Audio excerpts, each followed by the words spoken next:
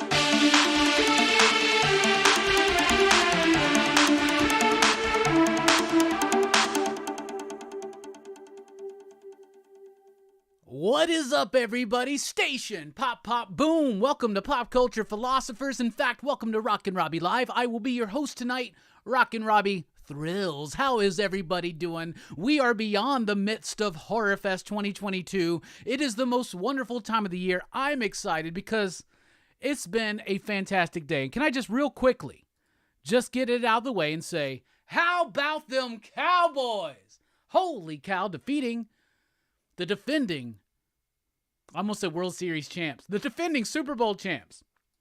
Anyway, what is up, everybody? Welcome to the show where we talk about movies, comics, pop culture, and a whole lot more. This is going to be a great show. We got some stuff planned. I'll be talking about the new Hellraiser movie in non-spoilery review, right? So I won't spoil anything about the movie.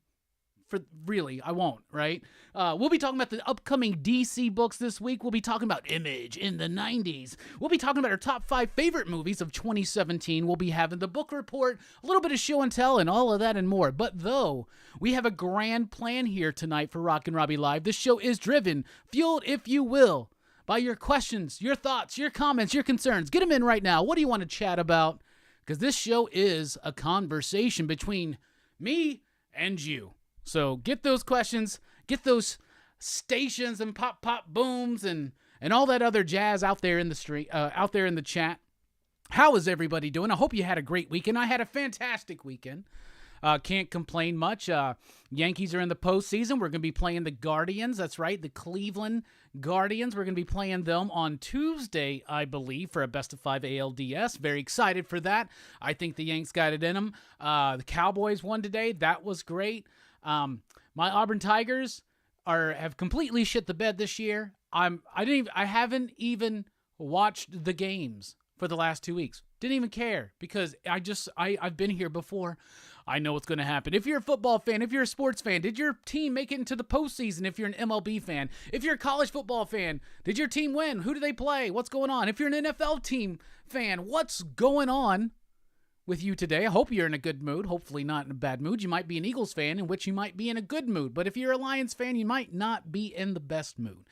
Anyway, what is up, everybody? I want to say you can follow me on Twitter at the Rockin Robbie. You can follow Pop Culture Philosophers on Facebook and on Instagram. And if you're on Facebook, join the PCP Army. That's the official Pop Culture Philosophers Facebook group. We have a lot of fun in there. You can also check out podcasts and more at popculturephilosophers.com, including links to merch. That's right, our merch site has really kind of taken off of late because we've added some new designs, including...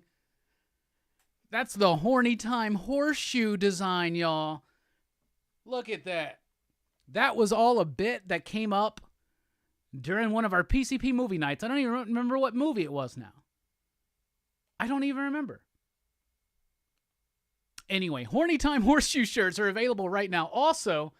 And there's links to that in the description of every video that we do, but the link is just tpublic.com/popculturephilosophers. We have our very first ever limited edition t-shirt. This is the official HorrorFest 2022 t-shirt. The front is designed by Manny from Tomorrow Cinema. It's got the PCP logo. It's got the Dylan's Horror Show logo. It's got a nice HorrorFest 2022, and it's got the pentagram and the skull devil horns. That's so cool. And you can also get it in a limited edition reverse double-sided t-shirt. And on the back, it's a stack of Blu-rays containing the vast majority of the movies that we covered this year for HorrorFest. It's just missing Green Room as far as physical media goes because that was the poll winner, and I didn't want to buy it till I had seen it. And it also doesn't have Werewolf by Night because there's not a Blu-ray. But anyway, get your HorrorFest tees available right now for a limited time at tpublic.com/popculturephilosophers. How cool is that? The back is a photo of my very own Blu-rays that I took that John tweaked a little bit to add to the background. So super cool design. Got to give the major shout out to Manny and to Horseshoe. Horny Time Horseshoe he is. We got to do that. So anyway, we got a great show tonight. Before we kick it off, I do want to say I got a new beer to try tonight. This is Infinite Coast IPA. I'm an IPA guy. I've never tried this beer. It's from the Fractal Brewing Project, and it's from Huntsville, Alabama, which is that's where I'm at. That's my hometown. That's where I live. That's where we broadcast from. Huntsville, Alabama. It's a 6.1%. It's weaker than most of the beers I typically drink, but I've never tried this. It says it's boundless and bold, huge and hoppy. So that's what we're trying tonight. Let's try it real quick. I hope it's good.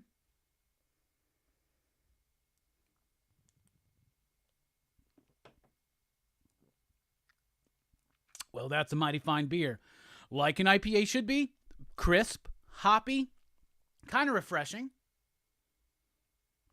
It's got a little bit of that citrusy, but it's not overpowering with its citrusiness, which I do like citrusy IPAs because A-OK is like my go-to, but they were out of it at the store, so I picked this up.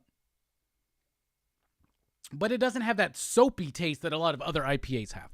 Anyway, this show tonight, I'm super pumped to be here because I feel like we haven't done a proper Rockin Robbie Live in a long time. For sure. I also want to say you can support us at patreon.com/PCP if you want to help support the channel, like these fine PCP Patriots right there. And you can also join us with a super chat, which will trigger the Hellboy song. Everybody knows that. We all love it. Some of us don't love it. That's just the way we go. We've been talking about HorrorFest, so let's talk about tomorrow night on HorrorFest. We're talking about Audition, the 1999 Takashi Miike film, Japanese film. I love this movie so much. I cannot wait to talk about this with the panel. That will be after my show over at the EXP. That has been a really fun show. We've been joined by Mariano Rivera. Excuse me. It's been fantastic. On Thursday night at 8 p.m. Central Time, join us for She-Hulk, the final episode of Season 1, the review and discussion with the Bad Batch.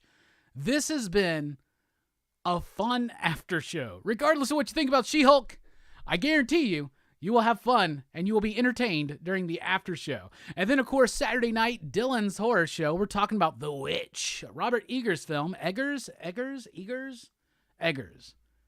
It's like people that egg people a lot, like Halloween. What are they called? They're Eggers, right? So it's Robert Eggers, right? I've never watched one of his films. I've never seen this film. Still, as of right now, I'll be watching it this week and discussing it on Dylan's Horror Show. So we got a lot of good HorrorFest stuff content coming out this week. Audition on Monday night, and on Saturday night, Dylan's horror show with The Witch. And then in between that, the horror show that is She-Hulk. Episode 9, the finale. We'll be talking about that. So, what is up, everybody? How you doing? How you doing? Let's go back. GTK Comics, first up in the chat. What is up? Made like a K thing. I like that. It made me think that Pac-Man was about to be taking over our stream, man. Next time, GT, jack-o'-lanterns. That would work. What is up? The artist formerly known as Jesse Say What's in the House, stationed to all the people all over the world. OUG is in the house. That's the officially unofficial geek. How you doing? Good to see you here. Billy is in the house, bruh. I've seen your progress. You've been hitting them deadlifts. You've rededicated yourself, and you're getting in top-notch shape, bruh. Your goals are getting closer and closer day by day. We got Mark Talks Comics in the house. What is up? That's Mark from Geeks Unleashed. How you doing? How you doing, buddy? Excited to see you here. It's late where you're at, bro. It's pretty late. Anyway, what's up, Trade Paper Dad? How you doing? We got Duffy up in the house. Atomic Buzzard Station. Hillary Duff. It's not. I don't think it's Hillary Duff. If it is, what you got going on later? I'm a big fan. Come Clean, Dignity. Dignity's probably my favorite Hillary Duff song, to be honest with you.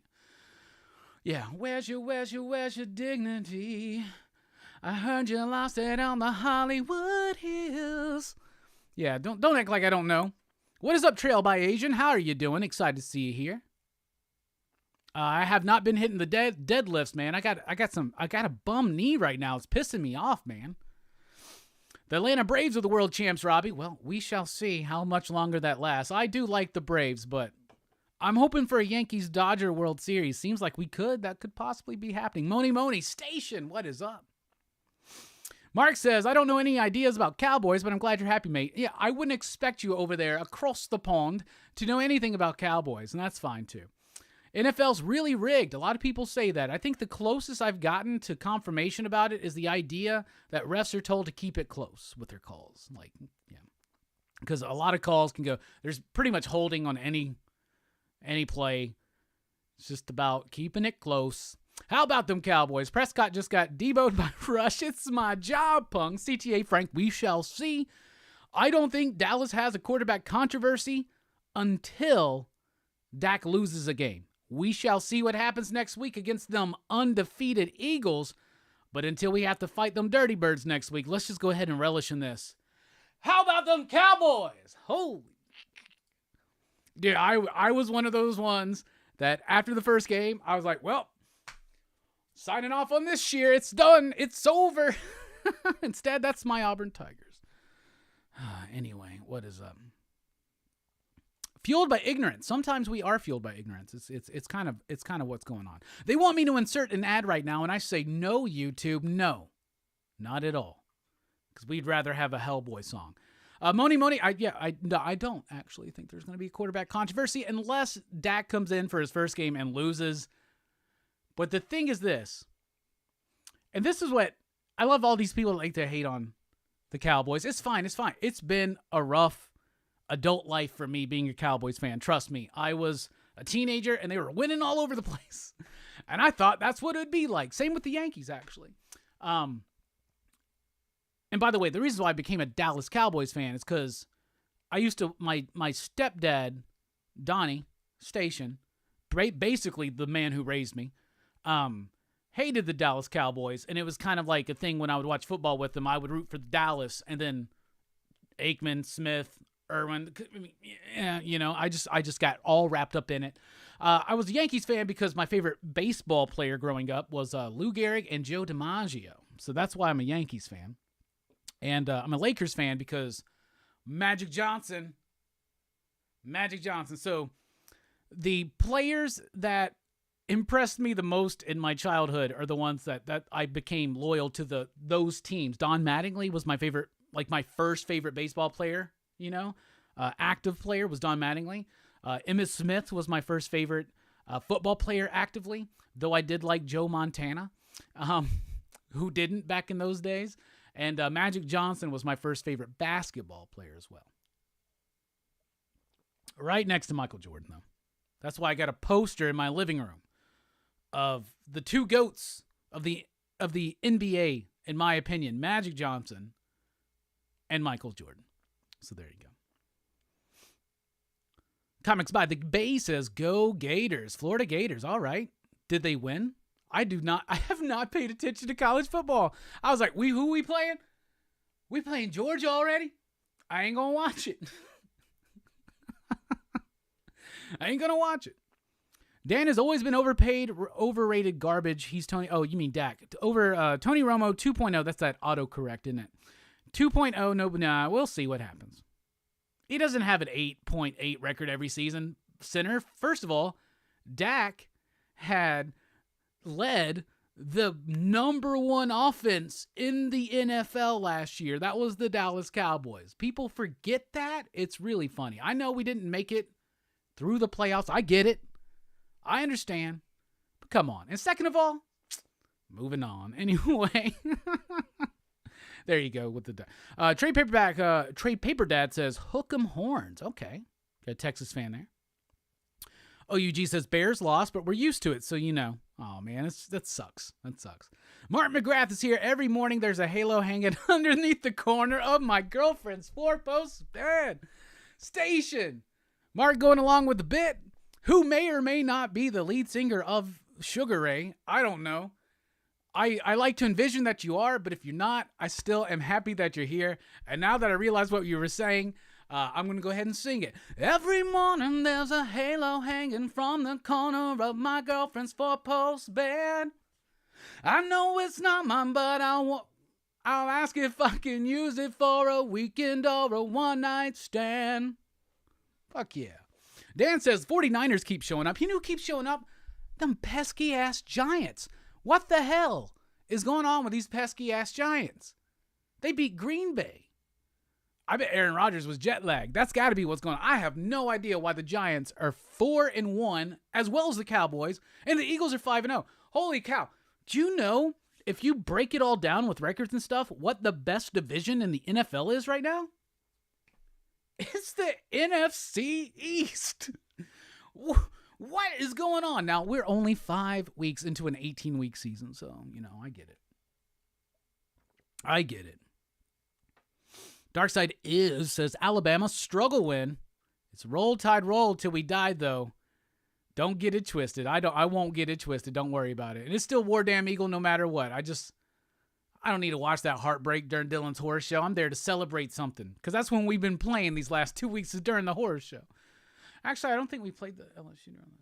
Anyway. And that Penn State game, I was like, we have no quarterback. Brian Harsin's out. He's going to be out. And it's sad being an Auburn Tiger right now. But it's okay. It's okay. The Hondalorian says, my Niners won, but a lot of injuries. Glad I have the PCP to help me with the Sunday evening blues. Hell yeah. That one, Eric's in the house station.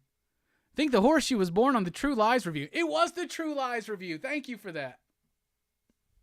Hell yeah. Be sure to get your official Horror Fest shirts. tpublic.com/popculturephilosophers. Sam is in the house station, my man. Good to see you here. Good to see everybody here. Can't wear devil worshiping gear. Sorry. Understood. Jelani was like, I want that Horror Fest shirt, but I can't wear that. I understand. Scarpat says, I look stunning in that t-shirt. Yeah, you did. And you look stunning on that Werewolf by Night review, too. Who watched Werewolf by Night? What did y'all think about it? Holy shit.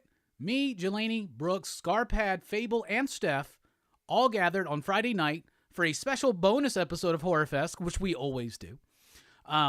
So for this bonus episode, we did Werewolf by Night to kind of go in along with our She-Hulk and Miss Marvel reviews. Like we're covering the Marvel stuff now. Why not, right? We're doing after shows. So we did an after show / PCP movie night special edition for Horror Fest for Werewolf by Night. We all gave it 5 you digs. We all gave it perfect scores. In hindsight, I think that's going to skew down just a little bit, like 4.5 for me maybe. But the just blatant, like, surprise that we all had that Marvel killed a fucking project. Like, nailed it, man. Werewolf by Night is awesome. Even if you don't watch the MCU stuff anymore, if you're out of it, if you never got into it, who cares? If you like good classic Universal horror inspired horror, black and white. Like, dude, this Werewolf by Night was awesome. Werewolf by Night was awesome. Have not removed my shrine yet. Got my Leo Wolfman. Got the Wolfman. Got the werewolf from American Werewolf in London. And my volume 1 of Werewolf by Night. Anyway.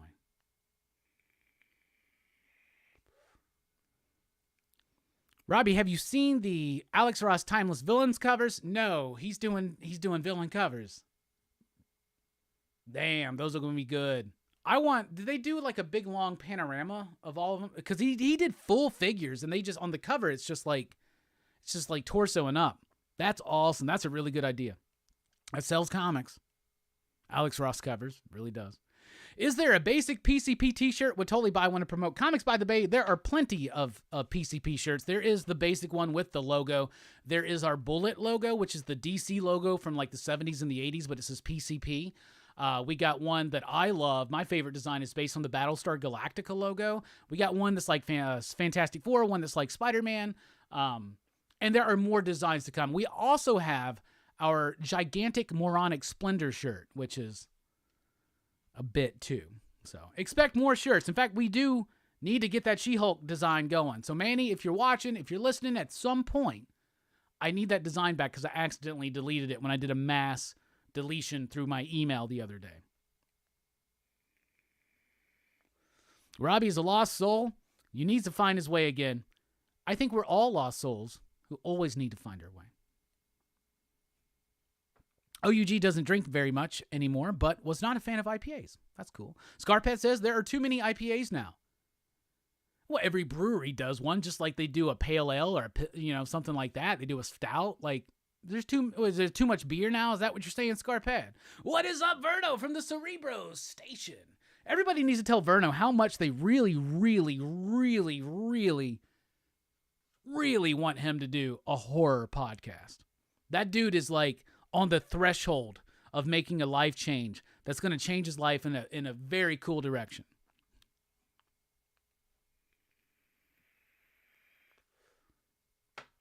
OUG says that shirt has a wonderful Wicca theme with a pentacle. Might have to pick it up. Hell yeah. Well, the pentagram, the 5-pointed star, it represents the human, right? The head, the arms, and think of the Vitruvian Man, right? And all the pentagram represents in magical works is just the idea of spirit, earth, wind, and fire, and air.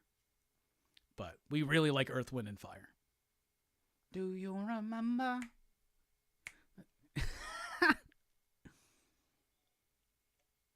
I'm really having fun tonight. This is a good night already. I can tell. Scarpass says, give me a Hefeweizen. Okay. Always thought of Robbie as an old English sort of guy. No. I prefer a Belgian wheat, says Trade Paper Dad, my bad. Nova 69 is in the house. So is Road Collecting Station. I'll have to try that IPA. Alabama has some great breweries. Sam, it's not as good as the AOK, which I'm glad you like that. But I do like it. It doesn't taste soapy, and it's not overwhelming with its citrusness. It's way more just definitively hoppy, which I like. Hell yeah. The Blue Moon Mango Beer tastes good AF. I gotta try that one then. Blue Moon used to be one of my go-tos for sure.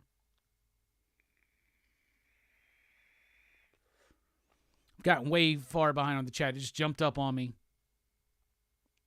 All right, before we get to the chat anymore, let me get to where I was. There we go. There we go. There we go. Now it's time, for the first time in a while, to do a first and proper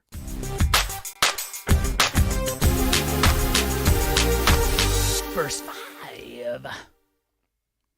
All right, so I got this trading card collection. It's the Fleer Ultra Spider-Man Wave from 1995. I got the whole set. So that's what we're doing now for the first and final fives. We, of course, honor Bueller with this. Who's having Blast New York Comic Con with all of my friends. I got to go to New York next year, baby. We're going to make that happen, PCP. Super chats help. They really do. Because that really helps towards some of these goals. Anyway, Moving on with the first 5. The first card is Spider-Man, and this is done by the Hildebrands. Greg and Tim? Yeah, Greg and some call me Tim? So this is all the Fleer Ultra Wave, so they're all meant to be like painted high quality, and of course you got to start with Spider-Man. Then it seems like we're going in alphabetical order. Next is Annex. Annex, if you guys remember, there was a Marvel annual event in like 95 where they introduced new characters in every single polybagged issue. Every annual was polybagged with a card, the debut rookie card. And NX was the Spider-Man one. Yeah, what happened to him? That art is done by Robert Mitz. Then we've got Answer. Answer, who's apparently, it seems like, from Spectacular Spider-Man, from stuff from the 80s. I have no clue who this dude is. So I guess he's the answer to the question, who the fuck is that dude? Anyway, moving on. Oh, the art on that one is done by Ken Barr. Then we got Beetle. I know who Beetle is. Probably going to be a lot of villains in this one. And then that art is done by Peter Bollinger. I love me some Beetle. That's a really cool. He's doing that like crotch rocket shit that Billy Zane does in Tales from the Crypt Demon Knight. All right, then we wrap up the first 5 tonight with Black Cat. We all know Black Cat. Yeah, there we go. That's a pretty cool full moon, kind of cool little image, and that's done by Chris Hawks. So there you go, 5 cards for your first.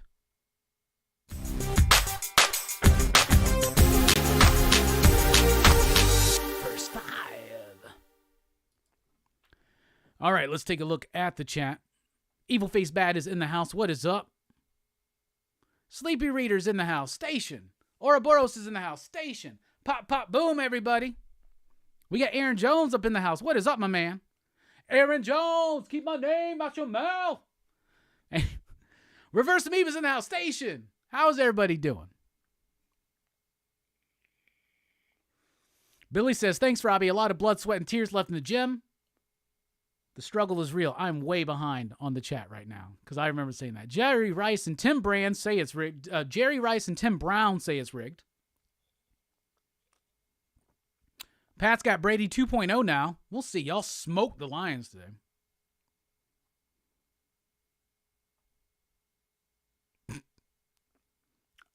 Verno's not tired, man.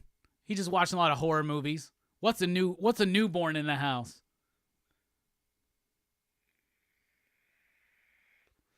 OUG says, I love Joe DiMaggio because of his love for Marilyn Monroe. He was the only one really trying to protect her. OUG, there's a single issue of 100 Bullets that is fantastic because it's basically about Agent Graves giving the 100 Bullets case to Joe DiMaggio because he finds out that John F. Kennedy was responsible for the death of Marilyn Monroe, and he kills the president in Dallas. And that's why nobody can solve the mysteries, because it's one of the special 100 Bullets. It's a really great issue. I just spoiled it for you, but it's really good. What issue number is it? I don't know. Maybe somebody out there in the chat can help us out.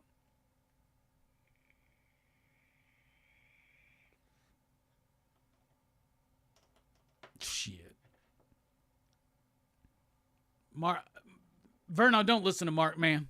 Just do you, man. Just chill out for a while. Just see if you like it. Just try it out for a while. It's a trial run. Albert in the house says, Guardians versus Yankees. This is going to be fun.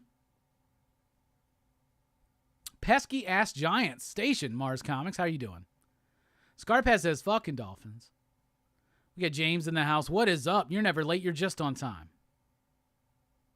William was that, man, do we don't have any mods in the house, I guess, except for Vern. Vern may not even realize he's a mod. But William says, New York Comic-Con really kicked my ass on Friday, but heard a fight broke out on Saturday with the Peach line. Oh, I didn't know anything about that. It's cool that you were there at New York Comic-Con, though. OUG says, Werewolf by Night was amazing. I want more stuff like that. Mark says, yeah, I agree about the t-shirt. I love the Horror Fest tee, but can't wear something with the devil. Sorry, man. Well, I know not who not to bring a Ouija board up into their house. No, I understand. Everything Comics. Bullseye Bob, what is up? Says, loved Werewolf by Night. Hell yeah, hell yeah. I don't think he really liked Daredevil so much in the She-Hulk show, though. What'd y'all think about Daredevil in the She-Hulk show? I liked it. Some people are having issues because he's not brooding and filled with Catholic guilt and this shit that we got in the Netflix series. That's not the only side of Daredevil. Not everybody is a caricature, right? And Matt Murdock's not one either. There's another side to him. There's a lighthearted side. There's a womanizing side to Matt Murdock. 100%. I've seen a lot of people upset. I'm not saying Bullseye Bob is at all about this. I'm sure Bullseye Bob understands this because he understands the history of the character. But Matt Murdock sleeps around, man. And some people are like, why would him and She-Hulk have sex? Because they're like literally Jennifer Walters, Matt Murdock are like two of the most promiscuous superheroes in the Marvel universe. It's obvious. I'm surprised this never happened in the comics. Speaking of Werewolf by Night, OUG says just the style of it, where they were mostly black and white, and then it just transcends into the color. Beautiful. Playing Somewhere Over the Rainbow. Hell yeah. Evil Face Bad says, I saw Werewolf by Night. Not bad at all. Man Thing was cool. He's no Swamp Thing, though. No other thing is a Swamp Thing, except for maybe the Thing from another world. Figure Drawing says, I couldn't help but feel hyped about it because Michael Giacchino is brilliant. Where's your werewolf figure from The Howling? Have they done one? If NECA did a werewolf from The Howling, they did like the Robert Picardo werewolf, I would totally buy that, y'all. Even though NECA figures are getting way too expensive.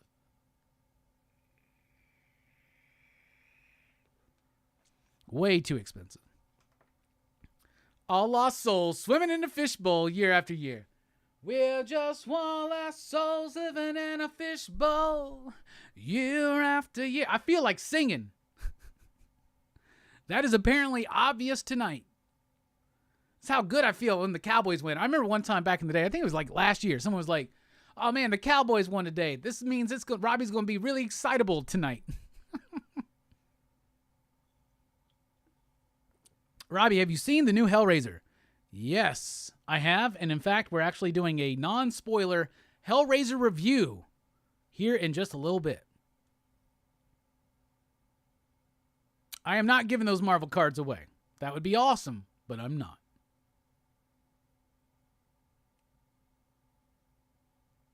There will be a new episode of Coffee and Comic Show soon with Bueller, and I can't wait to hang out with my bro. I cannot wait to see that. I've been missing something severely in my Mondays.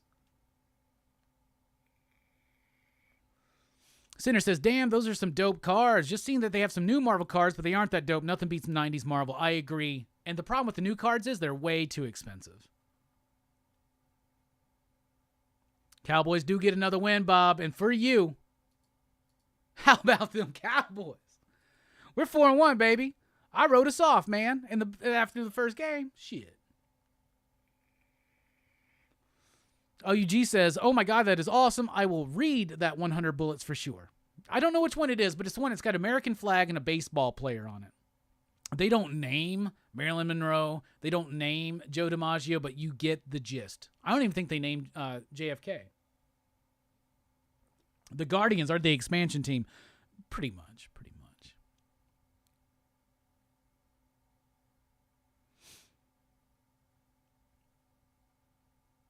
I liked that Daredevil smashed.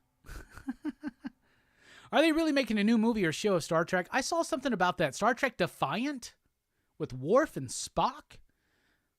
I just saw a headline, so I didn't know if it was a comic or a show. Is it actually a show? I thought it was a comic. Duffy says, I thought it was dope, especially with the red and gold. I can't believe they made that yellow costume work. They made it work because there's more red than yellow. That's what they did.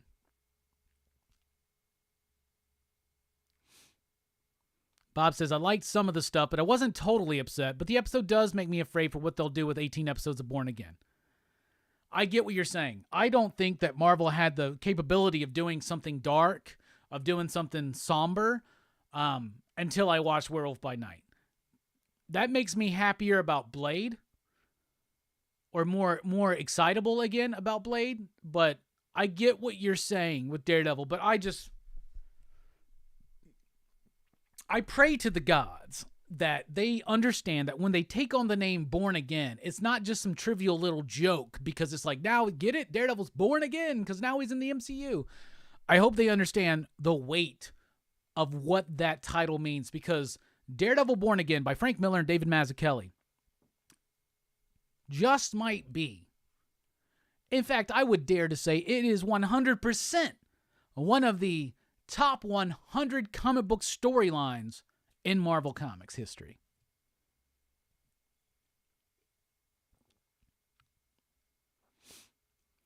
Trade Paper Dad says, Werewolf by Night was good. I really like how they did Man-Thing. We all got to watch what we say when we start talking about Man-Thing. Mark says, regarding She-Hulk Daredevil, best episode since the first episode, Charlie Cox carried this episode. Yeah, Cox carried this episode. We got to be worried about what we say about Man-Things and Charlie Cox. No, we don't. We're filled with phallic representation here on PCP Live tonight. Gael Garcia Bernal and Laura Donnelly were great as Werewolf by Night. I'm sure I butchered his name. He was. Elsa Bloodstone, she was. Would love to see them again in a longer feature. The idea, the rumors are, if this is successful, and everybody's loving it pretty much, we're going to get a Bloodstone special. We're going to get a Man-Thing special. So I like the idea of these specials. She should have hulked out and snapped off his wanker scarf. Oh my goodness.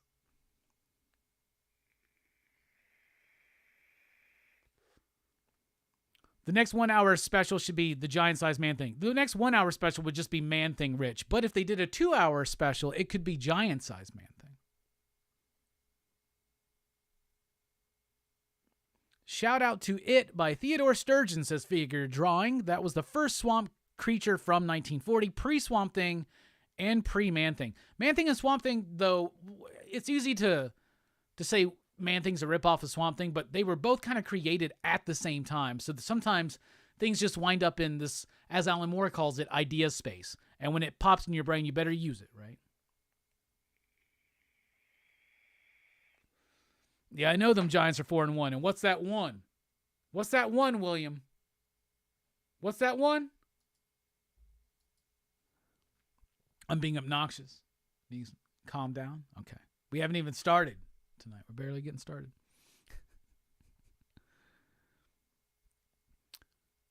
Yeah, that's an IDW comic series, Scarpet. Yeah, that's what I thought. I thought Star Trek Defiant, led by Worf and Spock. That's a comic book series. I'm pretty sure. Figure Drawing says, you probably know this, but Man-Thing's co-creator Jerry Conway and Swamp Thing's co-creator Lynn Wein were roommates in college. I did not know that they were roommates in college, but that makes a lot of sense. OUG says, it's 2-drink minimum on Rockin Robbie Live with these phallic jokes. You know it. You know it. Damien's from Sleepy Reader 666 says, I thought the heap was the inspiration for Man and Swamp Thing. Was the heap is that the one that was in, is it a House of Mystery or something? But like, or maybe a House of Secrets, but like there was I remember at my shop having to label something as first Swamp Thing prototype. Is that what we're talking about, Sleepy? I'm just curious to know. If I ever have a question about the Bronze Age, like I'm going to Sleepy. Like that's his shit. And if Sleepy ever has a problem or a question about 90s comics, he needs to holler at me. Heap was in Airboy comics. Okay, there was something that was done in a DC title. It was either House of Mystery or House of Secrets or something. And it was, because it's like, it predates Swamp Thing, but it is very much a Swamp Thing prototype. I don't know. Does anybody know what that is?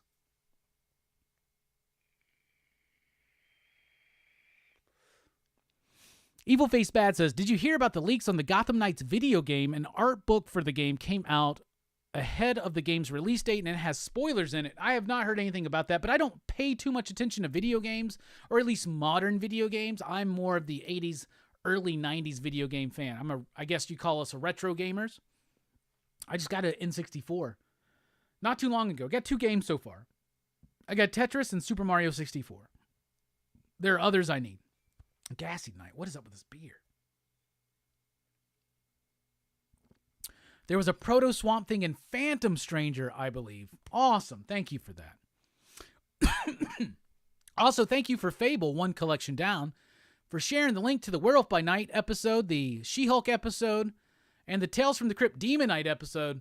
We all loved us some Demon Knight, I'm going to tell you that. You fucking ho-dunk, po-dunk, well then there, motherfuckers. Ugh. Remember GoldenEye on 64? I love GoldenEye on the 64. That's one of the ones on the list to get. Now that I got a 64 again, I got a list. GoldenEye, Super Mario Kart 64, Mario Tennis, which I love, Perfect Dark, which I love, Conker's Bad Fur Day, which is rather expensive, but that's one of my favorites. I cannot wait to get Conker's Bad Fur Day again and bring over Brooks and Jelani and my homies and like play that shit again. We used to play that so much, like 20-something years ago. Holy cow. Donkey Kong 64 is a must for me. I do love that game. Wayne Gretzky's 3D hockey is a must for me. I love that game. And that's actually where I played Tony Hawk. I know people said it was better on the PlayStation or whatnot, but I played it on 64. Same with that Spider-Man game at the time, so I want to get that too. I never played Shadows of the Empire, Billy, but I do remember it. Oh, Star Fox 64. That's one I got to get for sure. For sure. Bob says, I am holding my reservations on Gotham Knights till I try it. I have... Hold on. I have my doubts that they can match the excitement and combat of the Arkham games. There you go. I played the first one of that, Arkham Asylum. Fucking love that game. That was probably that and Force Unleashed 1 and Ghostbusters and Street Fighter 5. Those were like the last like modern games that I owned and played with my PS3. Or was that Star Trek? Or did I say Star Trek? I meant Street Fighter. Street Fighter 5. Or was it 4? It was 5.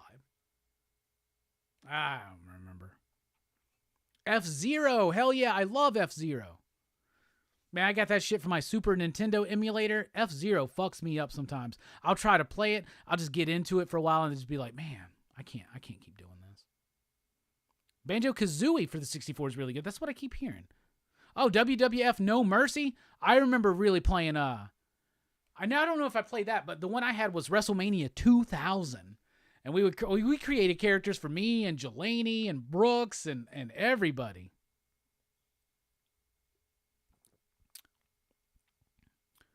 Peace out, Mark. I know it's late for you, bro. It's late. I understand.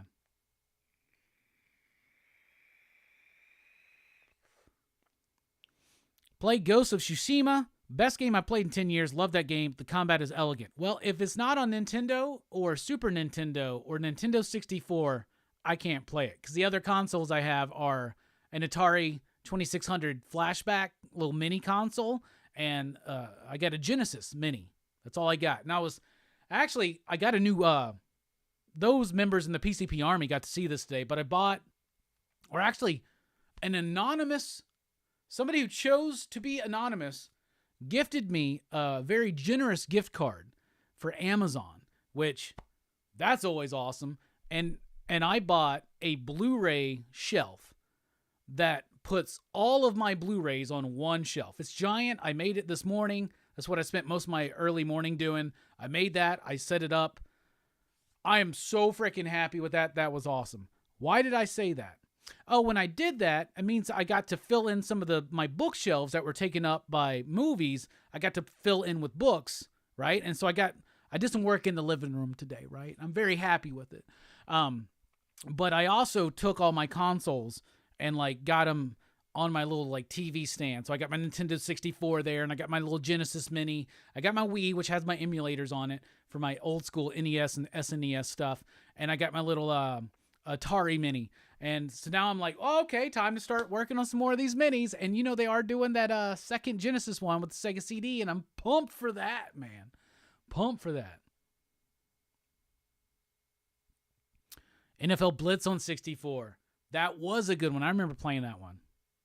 I liked that one more so than like the Madden on the 64. Like, I didn't really like that one.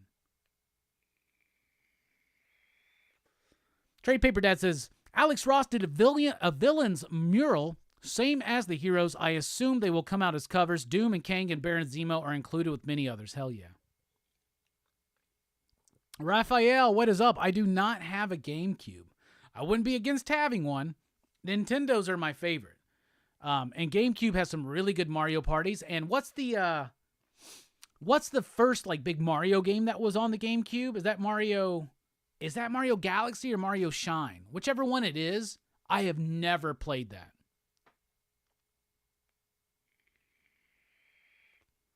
Lars says my all-time favorite is GoldenEye. I love GoldenEye. Perfect Dark is really cool too if you like GoldenEye. OUG says, ooh, books. Do an Instagram post of the bookshelves. I love seeing people's bookshelves. We'll do some shelfies soon. For sure. For sure. All right, y'all. Believe it or not, DC has comics out this week. And I've read them. So it's time for your DC sneak peek. When I said I read them, that's kind of misleading. I don't read everything. And this is actually a small pull week for me for DC. Actually, an incredibly small pull week. Out of everything that I read, the stuff that I buy, I'm not buying any of this. However, this is what I read. Here's what I thought. Superman, Son of Kal-El, issue 16. Yes, I stopped reading this like 8 issues ago. But I picked this one up because it's the second part of Kal-El Returns. And I was disappointed. And I was disappointed because it just felt like another issue of Superman, Son of Kal-El. Basically, what I'm trying to say is this. The Action Comics was part 1. And it sets up the idea that Superman has returned with Warworld. And there's a lot of political discussion going on about he's bringing this, like, world of refugees to the planet. And, you know, maybe, like, having another planet in orbit like that fucks the tides up or something.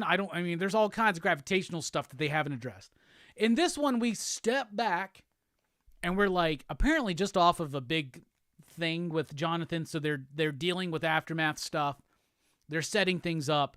And then Superman shows up and he goes and meets him. And that's pretty much it. But it doesn't play like this Son of Kal-El, this Kal-El Returns Part 2. It doesn't read like a Part 2, which makes me think that it's more of a banner. The Return of Kal-El. Like, that Son of Kal-El is doing their own thing, and Action Comics is doing their own thing, and it just didn't work as, like, a mini-series for me. That being said, some Superman news.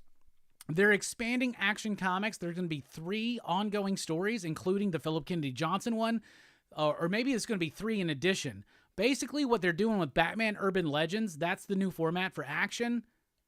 That stinks, in my opinion. There's no reason to make somebody pay $8 for a book that they enjoyed that they were already paying $5 for. Nobody's asking for these extra stories. People just want the stuff they're enjoying. That's a slap in the face to fans of Action Comics. I'm just going to say that. I am pumped, though, for Josh Williamson coming in to do the main Superman title featuring Kal-El. Then we got Dark Crisis, Worlds Without a Justice League, Green Arrow. This one's written by Stephanie Phillips. It's okay. The whole premise of this one is, once again, you know, when the Justice League died, Pariah actually gave them their own universes to live in and this and that, and he's trying to harness energy for them. However, if you're reading Dark Crisis, it's already over. They've all been saved from those worlds. They don't exist anymore, so it's like so oddly frickin' placed that these are still coming out. That being said, it was okay, but none of these have been essential in any kind of way. But if you are a hardcore if you're a hardcore Green Arrow and Black Canary fan and a big fan of their relationship, this is a nice little kind of like statement on that. Then we got Jurassic League issue number 6. This wraps up the Juan Gideon, Daniel Warren Johnson series in pretty satisfying conclusion here.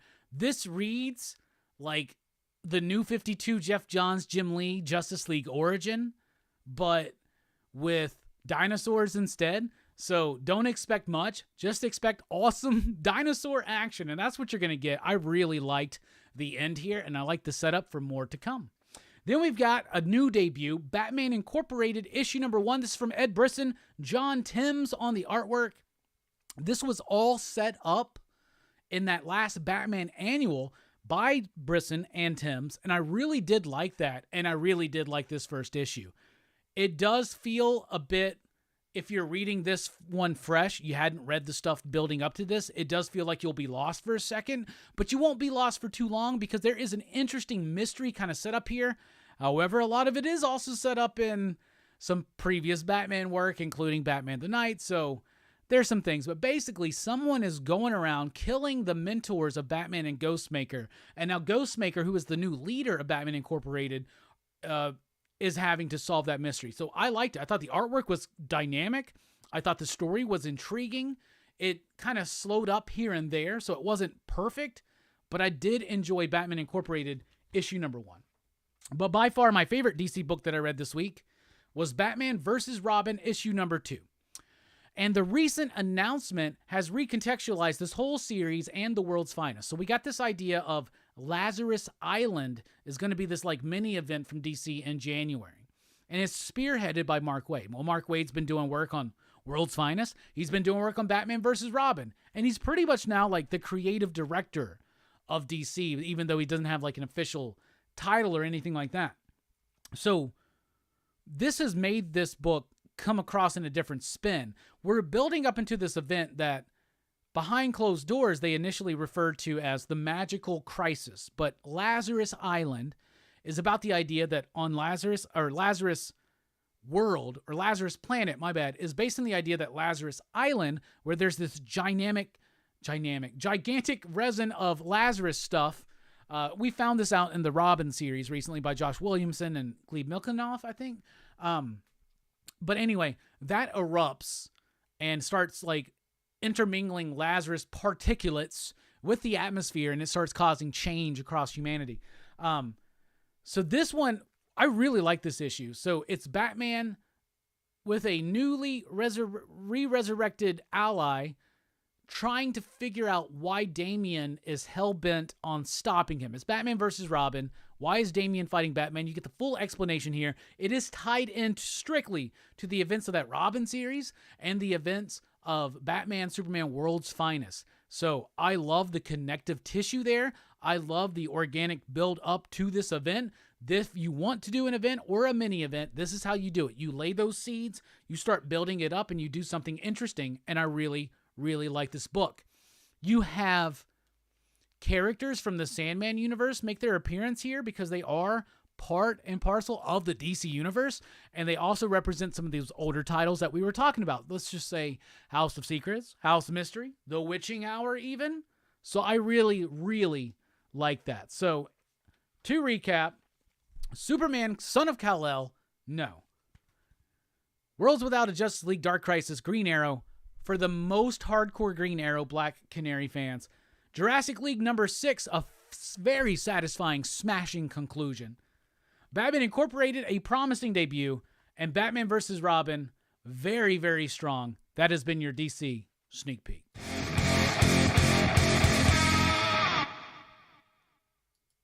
I'm trying to remember. There's also like a new like DC anthology, like it's they always do an anthology tied into the season to the holiday. This one's kind of like a time travel terror story things for Halloween. I looked through the creator list and there was nothing that excited me, so I didn't read that. I knew today would be busy building that shelf, watching the Cowboys. I knew we'd be busy, so I skipped out on that. There's Batgirls, there's Wonder Woman. Yeah, I'm not reading those right now. So yeah, I can't remember anything else. Oh, there's a new Batman Scooby Mysteries, which I probably should have read. Probably should have read, to be honest with you, because that last year's is pretty good. All right, let's take a look at what people were saying.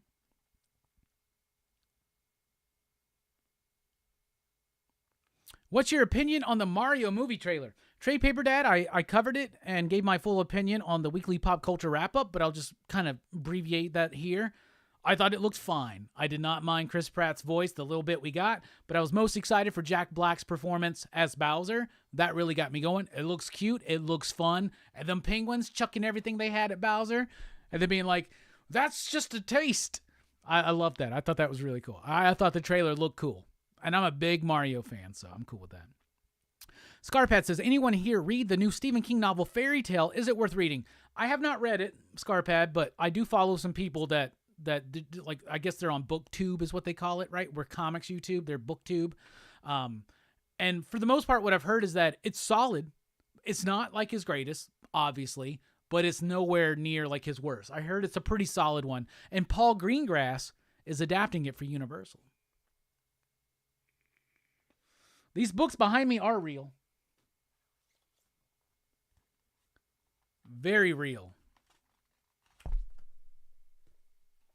But Billy, let's ask this question. What is real? Is any of this real? Because if I'm not real, and I think that those are real, then none of this is real. And if I'm not real, and you're watching me, are you real? These are the questions we have to ponder.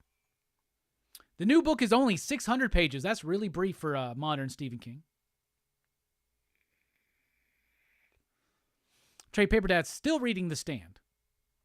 I've never read The Stand, but I have it, and it's something on my list to read coming up. I've been slower on the reading because we're knee-deep in Horror Fest right now, and work got busy and all other kinds of things, and the cons.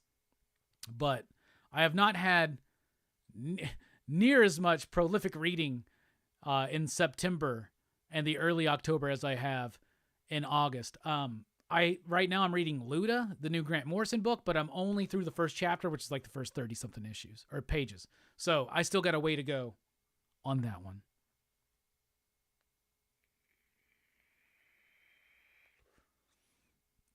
Two teenage boys making out in a comic. What's not to like for the straight male reader?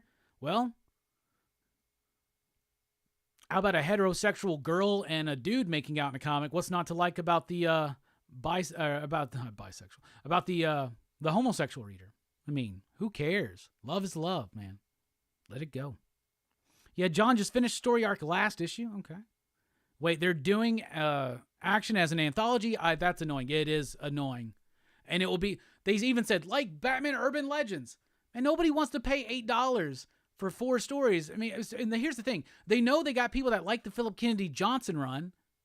So now you're going to shit all over it? You're basically telling us that Joshua Williamson is the important run, not Philip Kennedy Johnson. And if that's the case, that's fine. But don't try to make a few extra dollars, squeeze extra dollars out of your readership. You have built a solid readership on Action Comics over the last 2 years.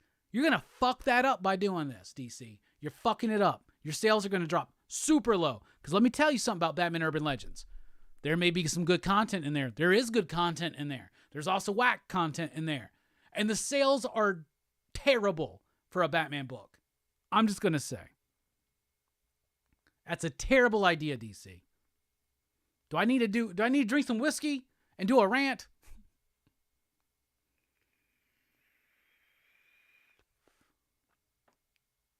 Trade Paper Dad says, I don't read DC. None of the characters inspire me to read stories. Hey, Empire Comics is in the house. Station, Empire, how you doing? Rick says, Jurassic League lost steam for me midway through because the artists switch up, but good to hear it ends strong. Raphael says, thank God I stopped reading Action Comics. War World went on for too long. It did. Honestly. Oh, I just dropped down. What's going on? What the fuck happened to Robin? Last I seen, he got shot in the neck. Did he get thrown in the pit again? You're talking about Tim Drake. He survived that. He's fine. It just grazed his neck. But the Batman versus Robin, that's Damian. It's a different Robin.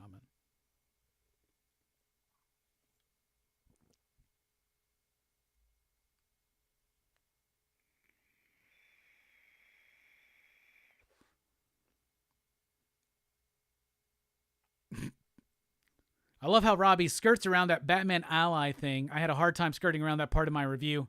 Some people may not want to know, but I will tell you this. Involving that Batman ally, there's a big turn here that made me go, oh, shit. I got excited for that. You didn't pick up the DC horror book? Shame. What DC horror book? What are you talking about? Oh, the anthology? No, I've read enough of those. I'm sorry, y'all. If there are creators on there that spark my interest, I'll check it out. But I looked through it and I was like, all right. If I'm wrong, y'all let me know when that shit comes out on Tuesday. Just let me know.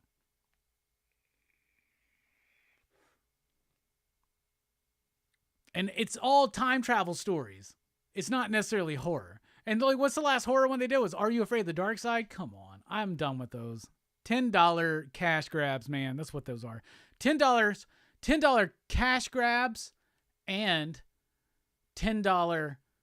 Wait, what was I going to say? $10 cash grabs. Oh, and a tryout book for new talent is what it is. Dak is a great stat stuffer, but that's about it. They should bench him. I'll tell you this. Regardless, 4-1, man. Sounds pretty good. Yeah, don't burn your established readership. Bad look. I agree 100%. I dropped Batman Urban Legends. It wasn't good anymore. Plus, we know, OUG, that the good stuff they're going to put out in a one-shot, like the Dan Waters Azrael stuff. They just put it in a one-shot conveniently so that we could just focus on the shit that we want to read. Jesus. Hoping the book is 6 and not 8. We'll see. Atomic Buzzer says, here for the rant. We'll see. We're going to put up the super chat menu soon one day. We're going to, if you want to see a rant, then we can have certain levels of super chats that lead to shots, and then you guys can encourage me to get drunk and go on a rant. Lars says, hey, what's up, Lars? Lars says, being October, and my favorite film is Angel Heart, and the book sequel, Angel's Inferno.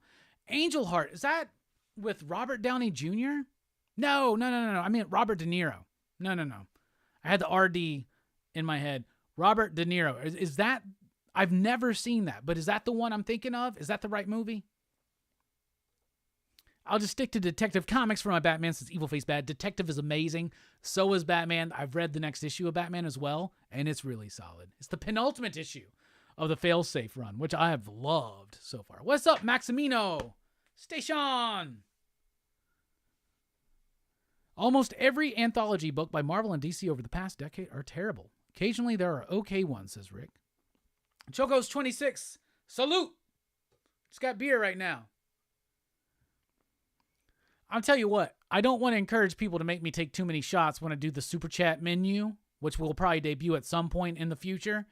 So the shot one's going to be high up. I'm just going to say that. Okay. It's not going to be like, give me $5, I'll take a shot. It's not going to be like that. I can't do it like that. But we'll go ahead and start one thing on the super chat menu, and that's going to be a $5 super chat leads to a salute to a beer cheers in a way. So there you go.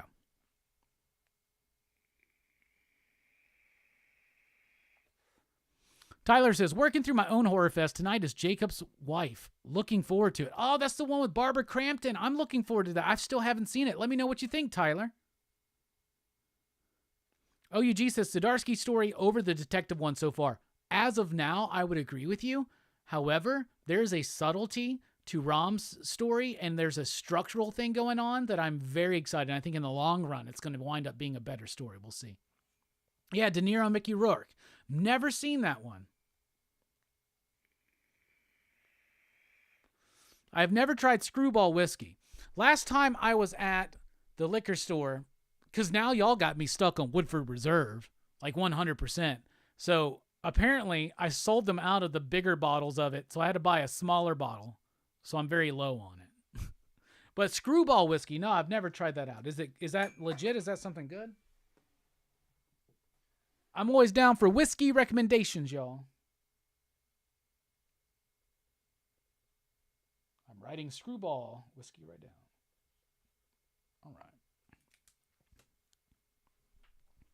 Yes, I have faith in Rom V. I am waiting patiently. What about us non-drinking potheads? Well, beer cheers could also be a bong grip if you want to take it that way. There you go. $5 super chat bong. Fireball, yeah. Fireball is like something you do like when you're out with a bunch of friends and you want something. Like when I do shots out with friends, we don't do Fireball. It's just what it is. We'll do shit like I don't know what the appropriate name is anymore, so I'm just gonna call it what we always called it was redheaded sluts. That's usually like what we like to do. It's like, what is that? It's Jaeger, peach schnapps, and cranberry juice or something. But it's good. It's good. Potheads, Michigan's dispensary prices are the best I have seen. Got to make my way up to Michigan.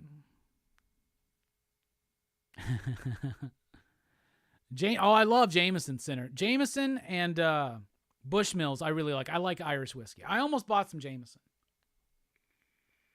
I did. All right, we're about to take a quick break. When we come back, we're going to be talking about Hellraiser, the latest Hellraiser film, in a non-spoiler review, and we're doing Image in the 90s here on Rockin Robbie Live.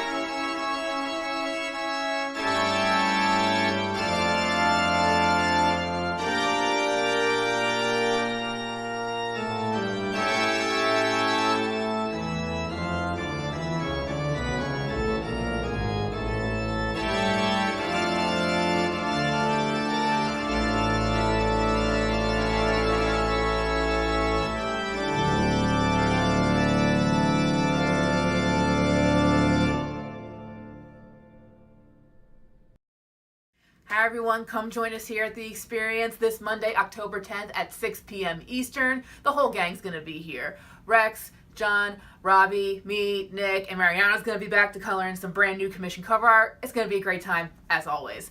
So, again, join us, The Experience, Monday, October 10th. I almost forgot. But I do remember it's 6 p.m. So, hope to see you there.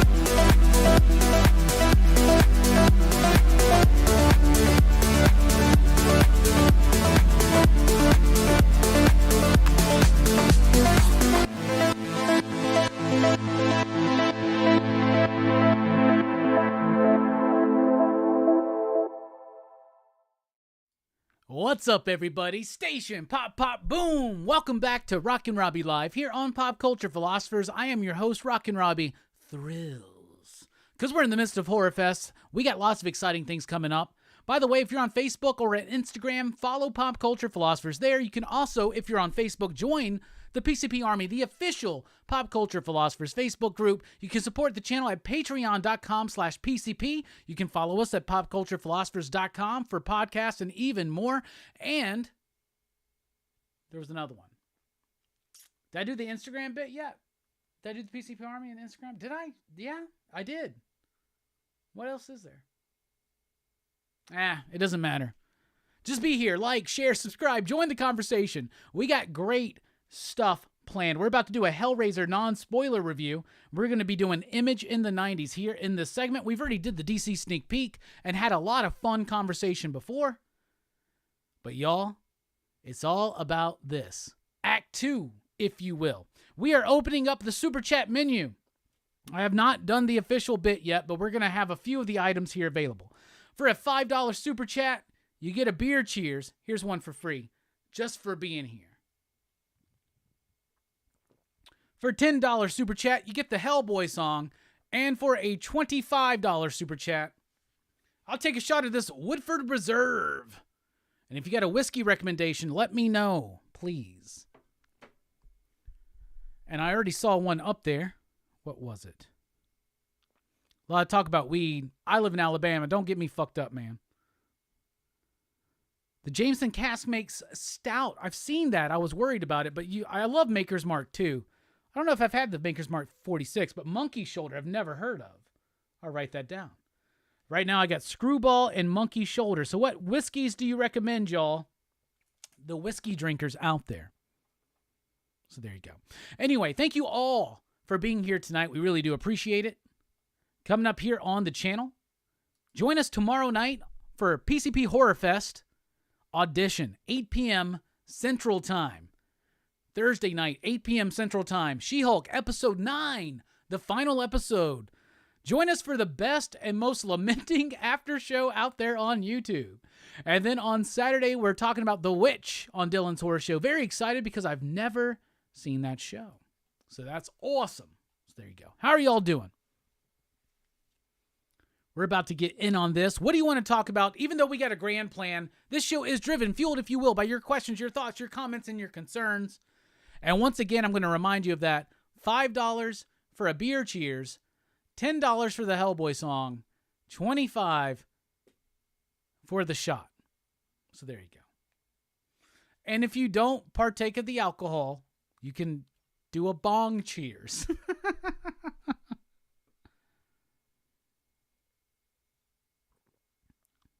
Yeah, I never had time to roll either. The thing is, though, I never was very good at rolling. Blunts, joints, none of that shit. I have to get one of those JOB like rollers. I use those. I got a large size, I got a giant size one and a regular size man thing. Four Roses is very good and affordable. Scarp had mentioned that one, and I went to the store and I saw Four Roses, but I saw the price compared to my normal. Because, like, my normal was Maker's Mark. Now my normal is Woodford. My normal is Woodford Reserve, right? So, you know what I'm saying? But I was looking at the price level. I was like, I don't know if I'd like that, so I didn't try it. But that's 2 votes for Four Roses, so maybe I got to look into it. What the fuck? The Hellboy song stock went up? Well, the Hellboy song actually got retired.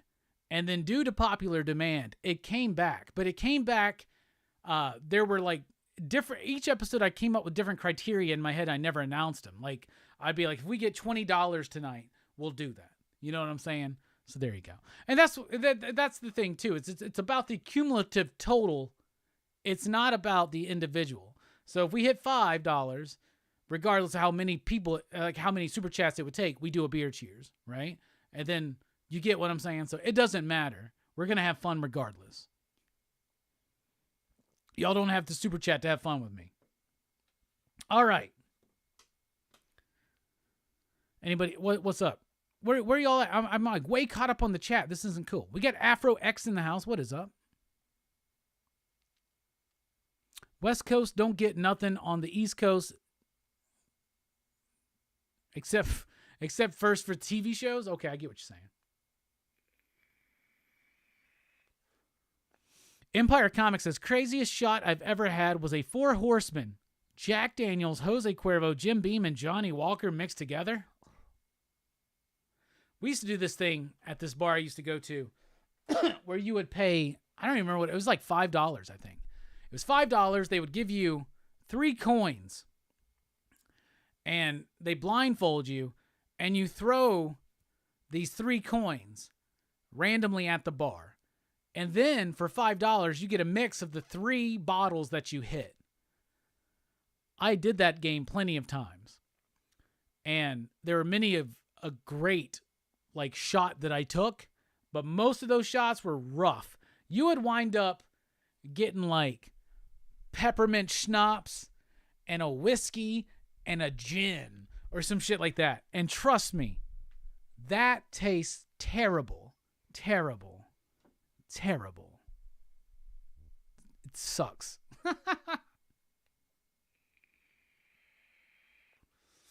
How many backlogs equal the Hellboy song? Man, that's a really rough ratio to work out, but it's like 2099 or something.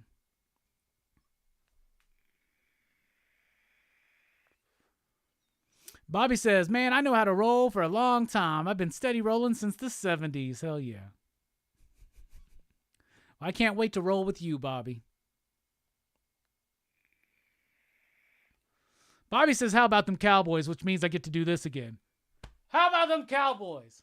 Come on. Come on. Your Chiefs play today?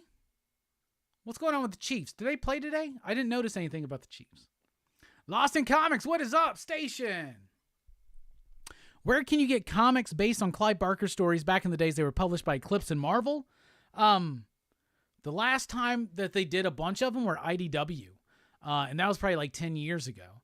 So they did some Hellraiser books and they did some other books based on Clive Barker stuff. But I can't think of anything more recent than that, Lars.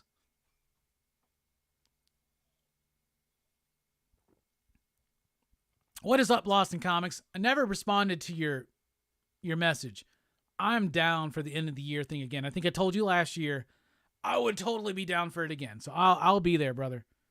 Someone's got to help support Rob Liefeld.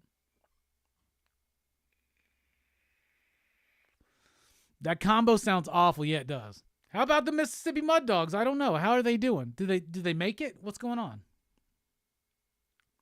Chiefs play Monday. Okay. They play against the Raiders tomorrow night. Nice. Buffalo Trace, if you can find it, but Woodford Reserve for the win. Buffalo Trace. Got 4 new whiskeys here to try to find. Well, one of them I know I can find. I'll try 4 Roses. But I got the Woodford Reserve tonight. $25 in Super Chats unlocks the shot. Afro X is dressing up his dream from the Sandman for Halloween. Hell yeah, that's awesome, bro. I cannot wait to see that. Please share pictures in the PCP Army. And if you're in the PCP Army on Facebook, I want everybody to share their Halloween costumes. I want to know right now. That's a great question. Thank you, Afro X. Everybody should check out his channel. But if you like anime especially, what is your planned Halloween costume this year? What is it? If you're going to wear a Halloween costume, what's your planned Halloween costume? If you're not going to wear one, it means you're over Halloween. You don't have fun anymore. It's just about your kids. What are your kids going to be for Halloween?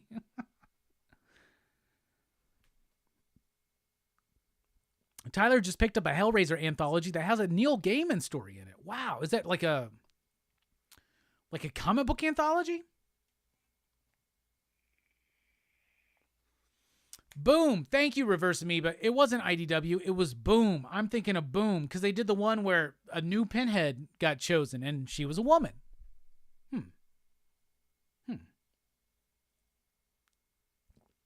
What are you going to be for Halloween? Or what are your kids going to be if you're not dressing up? And if you're not dressing up and you have no kids, why are you here?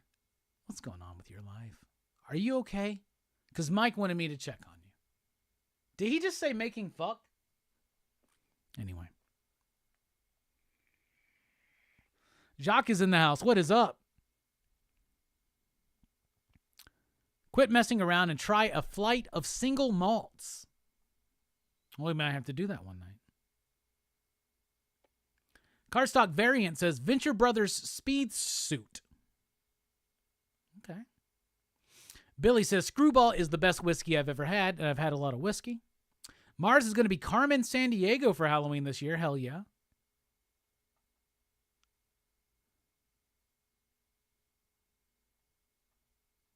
One collection down. Fable, my man, says, who else for my kids? Spider-Man. Hell yeah. Oh, Afro X, we appreciate you being here. Bobby says, for some reason, I'll be wearing a mask for Halloween, but that's the secret, Bobby. You're always wearing the mask. And that's the secret to Bobby's secret, is we're all always wearing the mask. Billy has a Dark Brandon costume. Nice. Lost in Comics says, my son is doing the Sonic the Hedgehog. Proud of him. Hell yeah. And we got a super chat from Chocos26. $10. You know what that means. 2 beer cheers, everybody. Station. We'll do that one. And let's go ahead and do it. Station. Pop, pop, boo. Thank you so much for the super chat and honoring the super chat menu. It's time.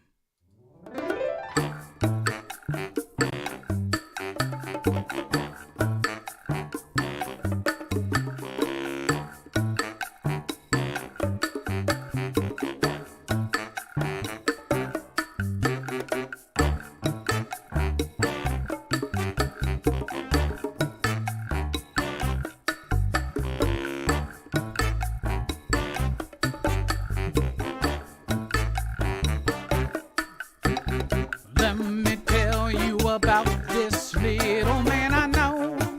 His name is Hellboy. He was sent to the earth some long time ago to save it or destroy. Brought to this earth by Rasputin, son of a demon and a nun who had the sex with the demon, but was raised by Professor Broom. Now he fights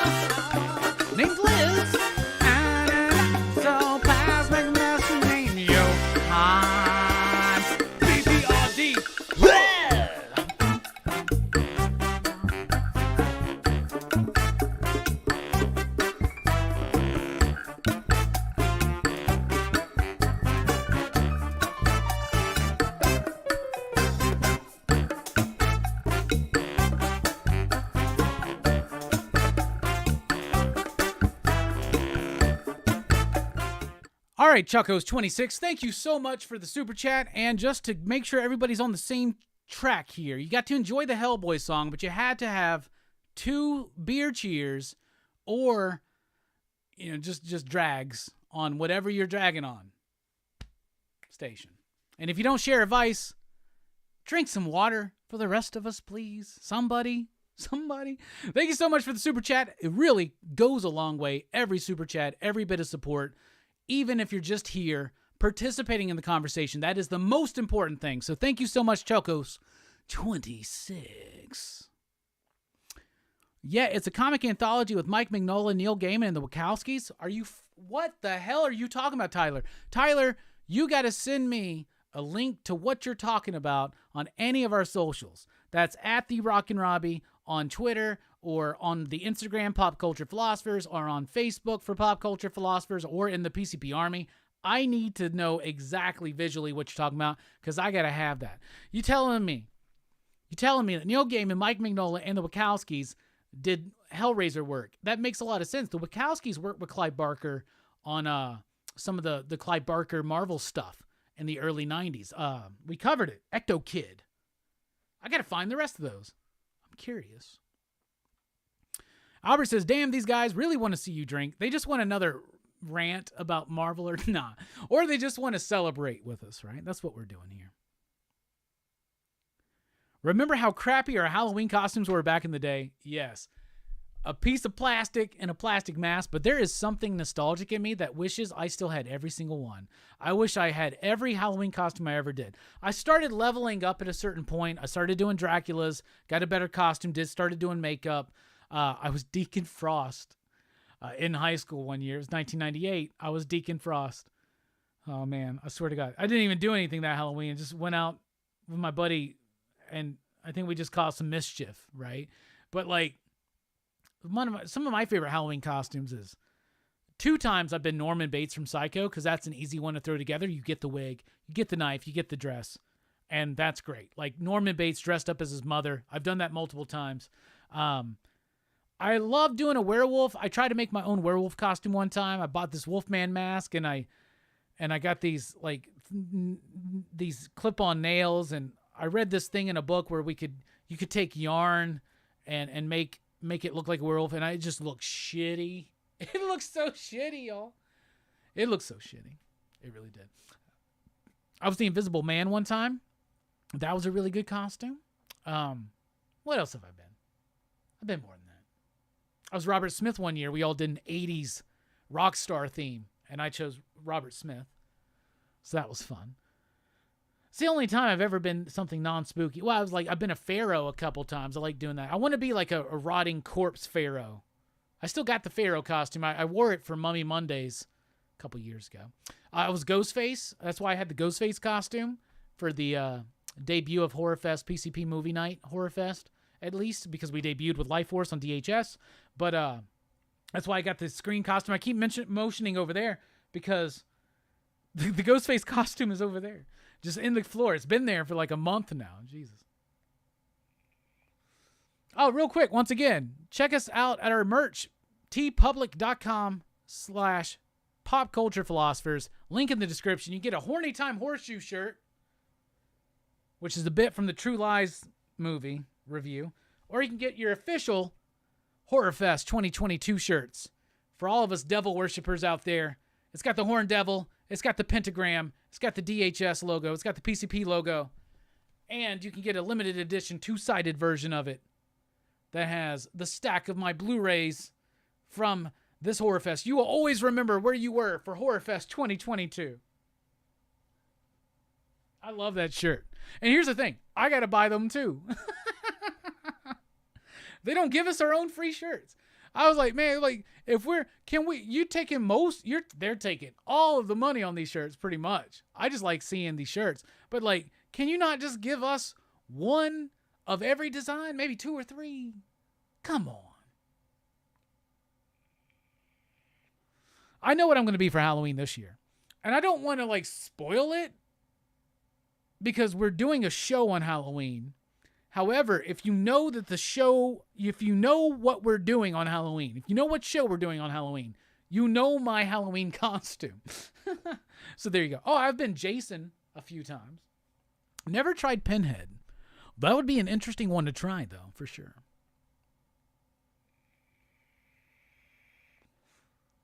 OUG says, game day decision on costume, Death from Sandman, the TARDIS, or Sabrina the Teenage Witch. Hell yeah.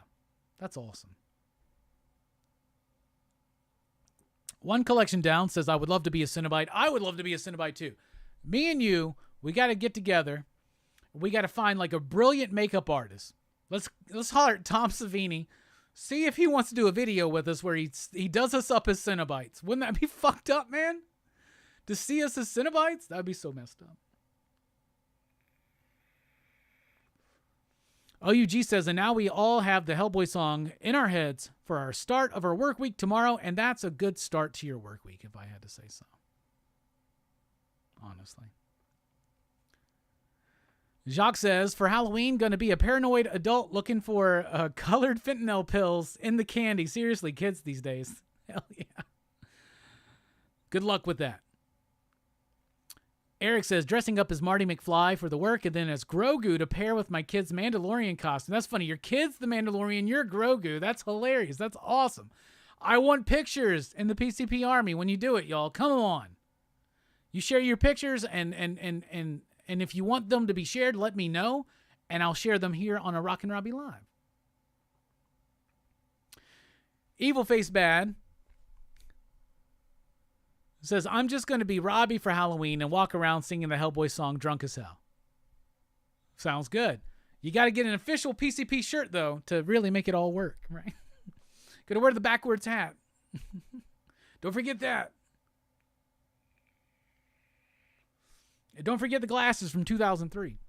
Anyway, for Halloween, you should have the Hellboy song on a loop for like an hour on YouTube. Could that be a thing? How about if I did a 10-hour... These people do. You want me to do basically a Yule log with the Hellboy song? What do they call it on Shudder? The Ghoul log. The Ghoul log. Hell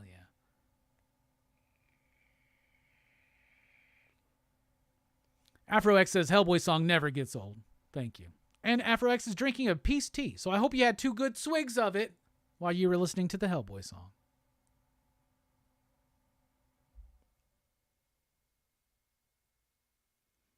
I have heard about this guy who painted his cheeks red, filled his mouth with mayonnaise, and then asked what he was, acne. Yep. Neighborhood Merc is in the house. Big game next Sunday night, I know. I'm trying to decide what to do about Rockin' Robbie Live. I cannot. I'm going to be too tense with that game. We're either going to have to not do Rockin' Robbie Live or do it early again, y'all. Let me know what you think. Vote. Not do Rockin' Robbie Live next week, or do it early, or a third option, do it during the game, Robbie. Have some balls. Open the super chats.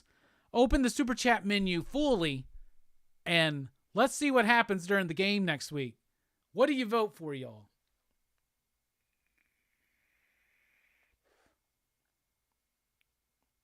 Kids, a Witch and a Scarecrow. Classic. Did Robbie just say he was Deacon Frost? One year, in 1998, I was Deacon Frost for Halloween.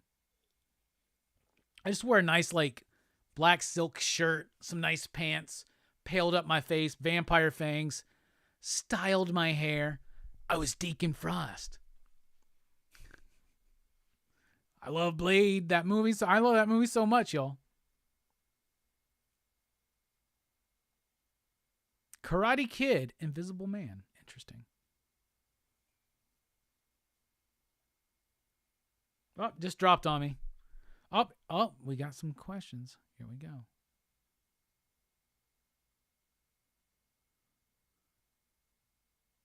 This might be a channel dedicated for Robbie to get ripped. The Hellboy song is a Robbie original cardstock variant. Well, the music is not. The music is just royalty-free music, but the lyrics are written by me.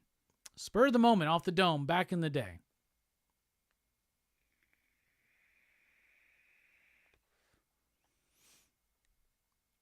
William says, Robbie, my only disappointment from NYCC was the t-shirt dealers not having horror shirts. Truly sad. A lot of good horror cons coming up.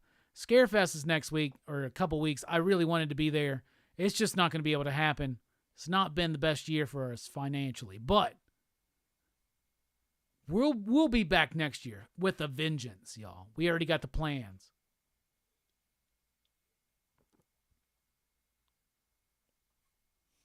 You'll do your best to post them? You better post them, Eric. Come on. Moni says, during the game, early says Mars Comics. Fable says early. Okay, hold on. We got to do this now. Hold on. Early, during, skip. Well, nobody's going to vote for skip, I bet, right? I hope you don't vote for skip. If you vote for skip, why are you here? Honestly. All right. 2 earlies, 1 skip. No, 1 during. Another during from, yep, there we go. Bump, bump, bump, bump. Do Rockin' Robbie, since we know the Cowboys will lose. William, you got to, during or before? You got to let me know. Billy says early. Eddie says during. CTA Frank says during. I think I know where this is going to go. Neighborhood Merc says stream during. Well, we're really bringing out the full Super Chat menu next week then, in honor of the Super Chat menu thing came from this Dallas Cowboys report, the Cowboys report that I follow on YouTube.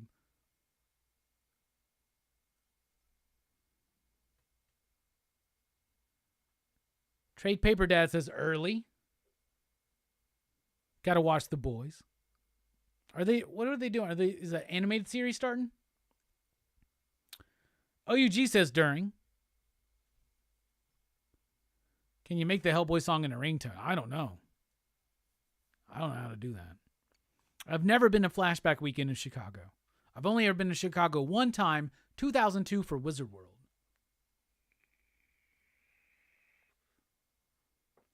I remember when you used to pick random characters for the Hellboy song. It took a few before it was just Hellboy. And occasionally I still bring some of those other characters out.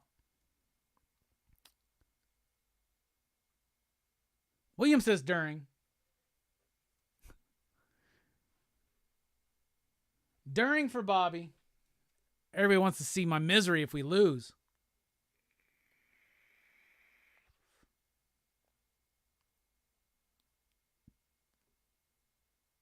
All right, I think we won.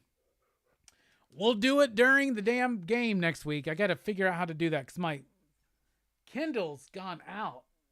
It'll be on NBC. I got to do something. How can I do that? I got to figure it out.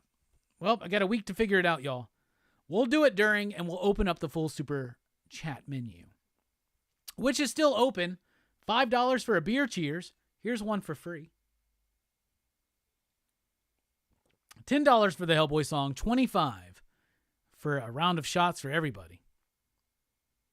Get ready to watch Nervous Wreck. Yeah, how am I gonna do Marvel in the 90s or Image in the 90s for that? All right, it's time to get into the Hellraiser review. This will be non-spoilery, so trust me, you don't have to worry about it. I am probably the biggest Hellraiser fan you personally know because I legitimately enjoy Hellraiser 1 through 7. 100%. 8 and 9 and 10 had some potential. But now we're at 11. The reinvention, the reimagining. It's on Hulu right now. What did I think about Hellraiser? Let's get into it.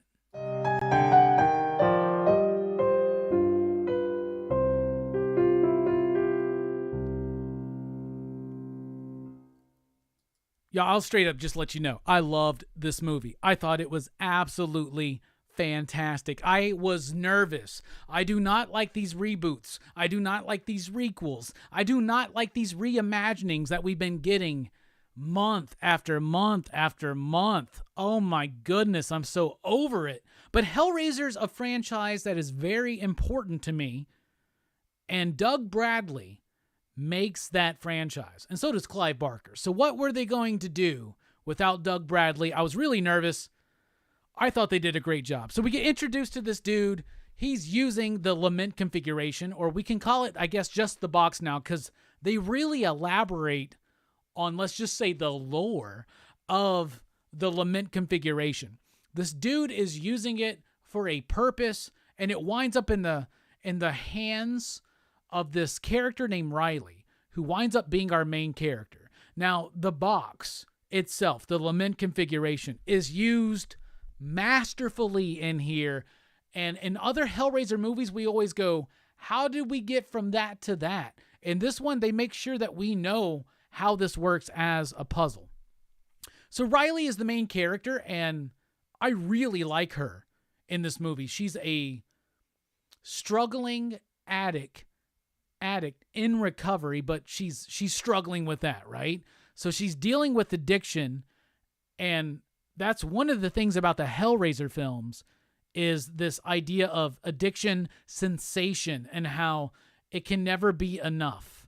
You know what I'm saying? You have to keep pushing it further.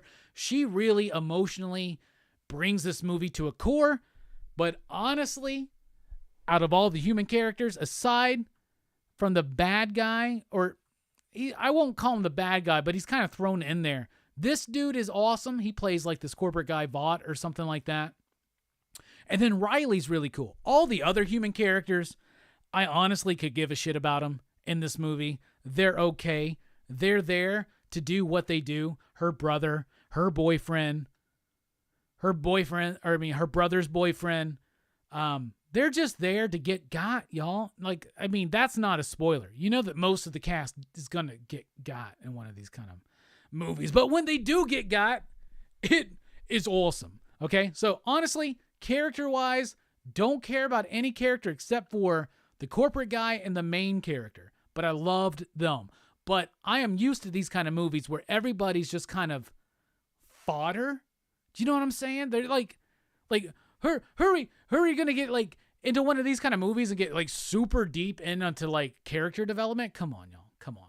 That being said, this movie would live or die on Jamie Clayton's performance as the priest, aka Pinhead.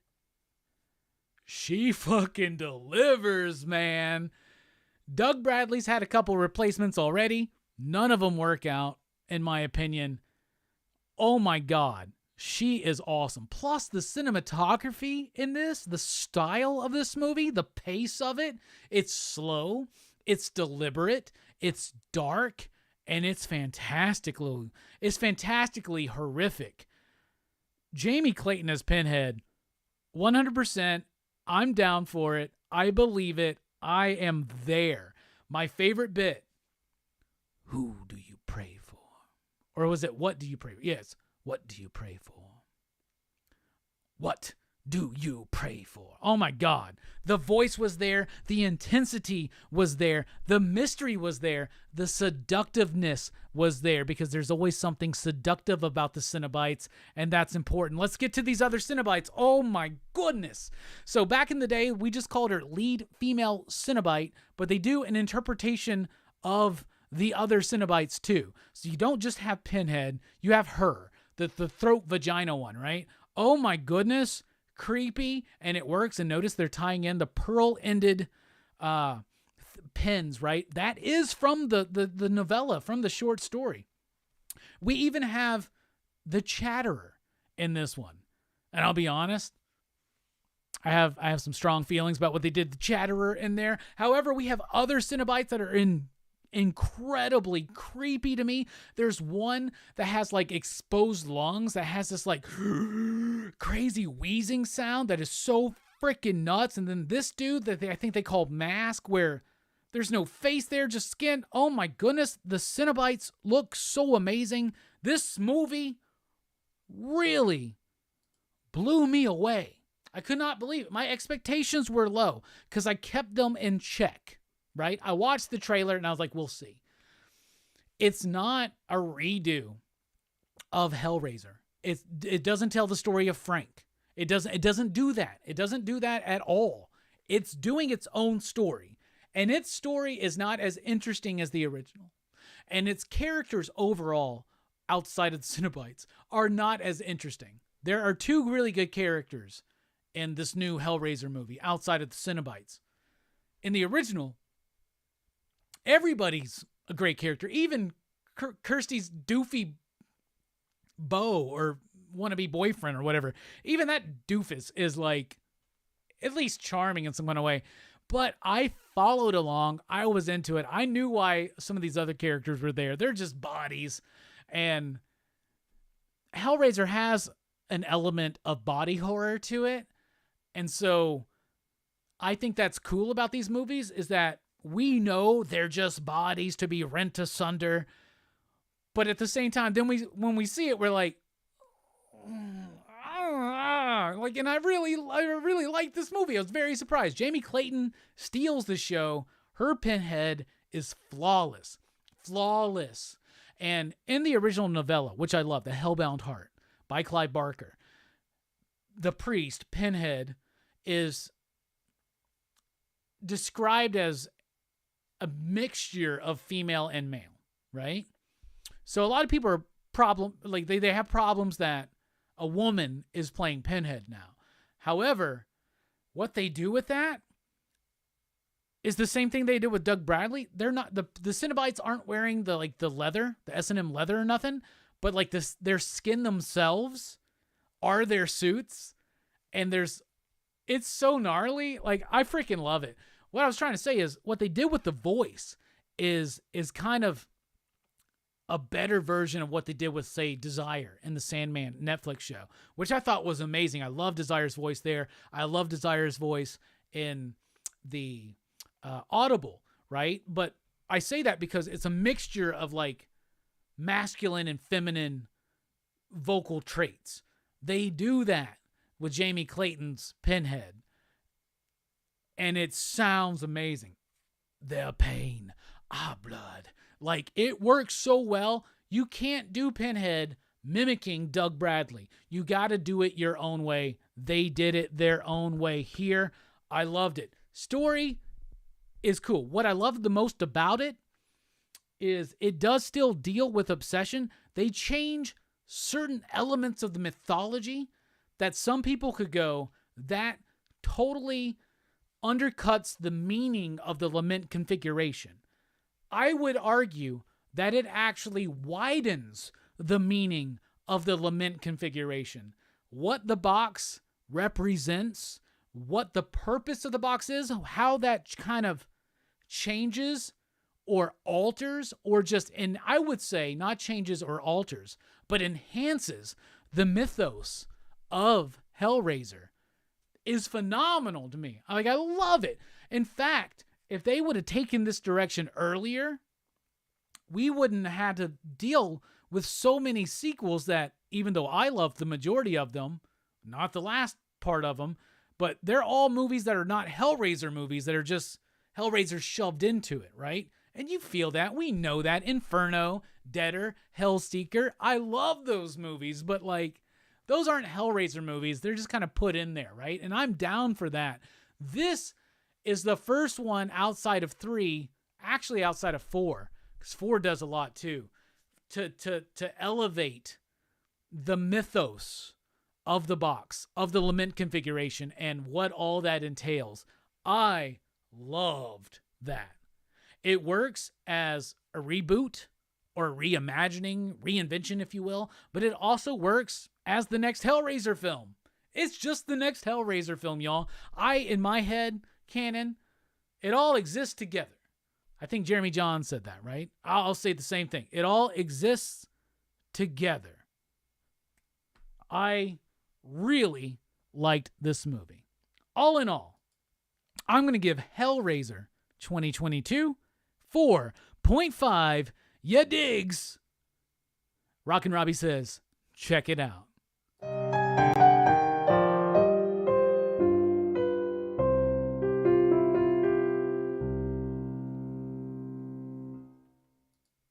All right, I'm curious now just to look at the comments real quick, see what y'all said. And if you watched Hellraiser in a non-spoilery way, what did you think about it? What do you give it out of 5 you digs? I gave it 4.5. I love the movie. And the music, I didn't even mention the music. The music is fantastic.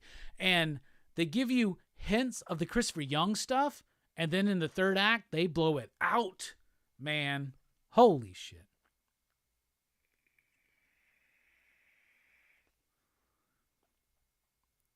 Let's see. When you said that one year you were in The Invisible Man, does that mean you were walking around butt naked? No, I wish. No, I was wrapped up in bandages and the glasses, the gloves, the hat, the coat, all that shit.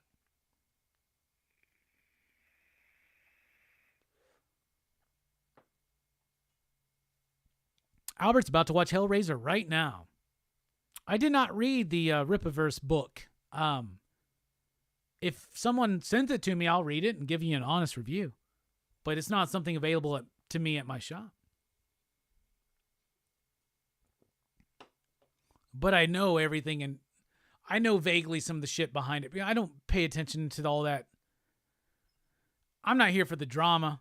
I'm just here to have positive times and positive vibes with you guys, and occasionally rant and bitch about Marvel or DC. I could really rant about this Action Comics thing. I'll tell you what. That's terrible. Cinder says the trailer for Hellraiser looked really good.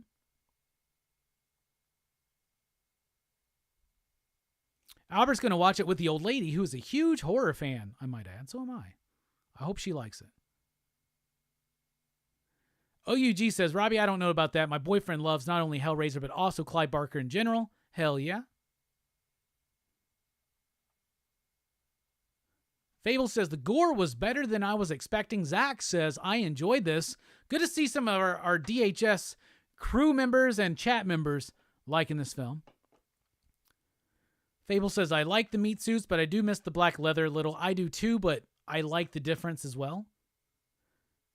Same director made The Ritual from 2017. If you haven't seen it, yo, it's good. I have not seen that.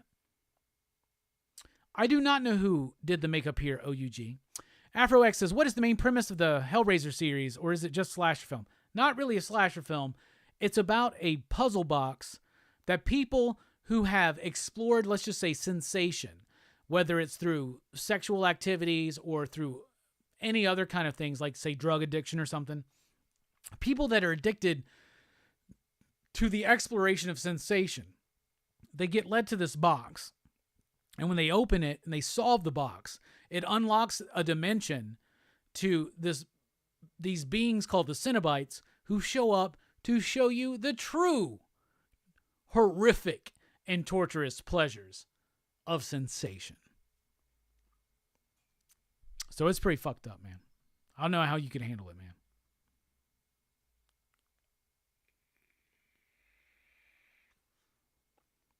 Reverse Amoeba says, my favorite in the series since the first two. Clayton was amazing. 6.66, ya digs. Fable says the same. 4.5, ya digs. Hell yeah. Two Gun Pedro's in the house. Station. Two Gun. Have you watched Hellraiser yet? I'm curious. Did I not say androgynous? I meant to say that. I know that word. Trust me.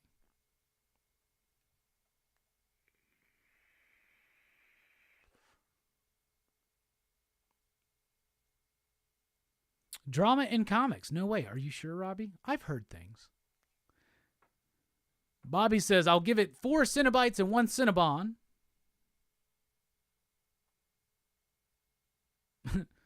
Weird Science Comics prefers the Cinnabons. AfroX is wanting to know if anybody plays Dead by Daylight. I don't play any game post like 1999 for sure. So not me, but maybe other people have. All right, y'all. It's time for our favorite segment here. It's time to get back to the Rob Liefeld train. It's time for Image in the 90s. And today we're talking about Youngblood number 6. Youngblood number 6 was a return to the Youngblood title after almost a year-long hiatus by Rob Liefeld. Other stuff had happened during this time, including like 10 issues of Team Youngblood. We haven't gotten there yet. Strike File, all that other stuff. Extreme is starting to expand, but Rob Liefeld took some time off, and he came in, and now he has Eric Stevenson as his scripter and editor, who is now currently, by the way, Eric Stevenson is the publisher of Image Comics. We have Danny Mickey doing the inks, though we do know that Rob Liefeld says he still inked his faces during this time. And Kiko Takanashi on the coloring. And Kurt Hathaway on the lettering. This issue is a level up across the board for Youngblood. And I am ready to talk about this. So we get introduced to this new character. His name is Lieutenant Cole Bravo. He's basically Cable. So in this day and age, and this book came out in 1994, we're entering this age of computer coloring. And Kiko Takanashi, if you look at it, it's a little bit too molded, a little bit too digital, a little bit too, obvious, a little too airbrush looking, but at the same time, holy cow, the coloring makes Rob's work really stand out. And I think Danny Mickey on the inking really makes it stand out as well. I think this is one of the best Rob Liefeld comics I have personally ever read. It is amazing. Rob was on an episode of Cartoonist Kayfabe talking about this issue in particular, and he says that he only allowed Kiko to color him because he wanted to stand out. So we get introduced to Colonel Bravo. He is totally Cable. He shows up. He's running from some people. He's having some badassery. I just want to point this out. My buddy, Kevin Stokes, comic book artist, pointed this out. If you look at the right arm of Bravo here, he's got this like belt of bullets around there. I don't know that word, OUG, for what that's called. Will you let me know? But on this next page, it's just not there, which is a bit awkward, but whatever. But he's running from someone. He's trying to get somewhere, and the coloring is amazing because everybody was doing this coloring at the time, this digital coloring, but Kiko knew how to do it with like flair and panache and pop and circumstance, even pomp and circumstance, one could say. But I love it. But he is seeking this young boy to find and let him know, I hope you believe me when I tell you what's to come or something. I get the idea that obviously this dude is Cable, and I get the idea that this dude is him younger. I don't know. I've not read the next 4 issues of Youngblood, but we're getting there. Then we cut to Die Hard, and he's there with the Youngblood team. Once again, coloring is amazing. And Rob Liefeld does some Rob Liefeld things here, but also some things that look really cool. So we got, what's her name? Is it Vogue? And we got Dutch here. First time Dutch is in an actual Youngblood proper comic. And we've got Combat. They're on some mission to go do something. I have no idea. But holy cow, I love the artwork on these pages. I love the coloring, the yellows, those purples, the cool blues behind them, the way that pops. It really freaking works. And then everybody likes to talk about the Captain America pose of the big-chested Captain America. This predates that. Look at that Die Hard. But I think it gives a sense of power and dynamism, and I, once again, love the coloring, the pink behind him. Like, holy cow, it looks like an episode of Rockin Robbie Live. So he's talking to them about going on some kind of mission, and then we cut to Bad Rock. I believe this is the first Youngblood comic where they call him Bad Rock and not Bedrock. But he's basically on the David Letterman show, and he's talking about how he's the most popular character of Youngblood. Everybody loves him. He's got all these toys and everything. He's running with the jokes. He's making jokes. And then this chick in the audience pops up, and she is like apparently a one-night stand from this David Letterman character, and she's trying to just show up to the show and kill his ass. Bad Rock gets in the way, saves the day, and this is a funny bit. So he does one of those like Hulk smashes on the ground, but it only like knocks her out of the entire audience. Like, I guess he is very precise and like he figured all this shit out, but very precisely he hits the ground in such a way that it only pops her to him, and then he flicks her and knocks her out, saves the day, and his agent's like, your Q rating's going to go through the board. By the way, the lettering is super solid. Straight up. But then we cut to the White House. And in the White House, Shaft is being told by this dude, I cannot remember his name for the life of me, but he's being told that the president wants a new Youngblood. Shaft is not happy about that, but this dude's like, yo, this is just the way it's going to be. And he introduces him to the new Youngblood of tomorrow. We get introduced to this dude from Melbourne, Australia. What is his name? Now I got to look at my copy. It's Night Saber. That's weird. He's kind of like a Gambit type. Then we have Bartholomew J. Troll. That's the little tiny guy. And then a robotic version of Die Hard with all of Die Hard's memories kind of like thrown in.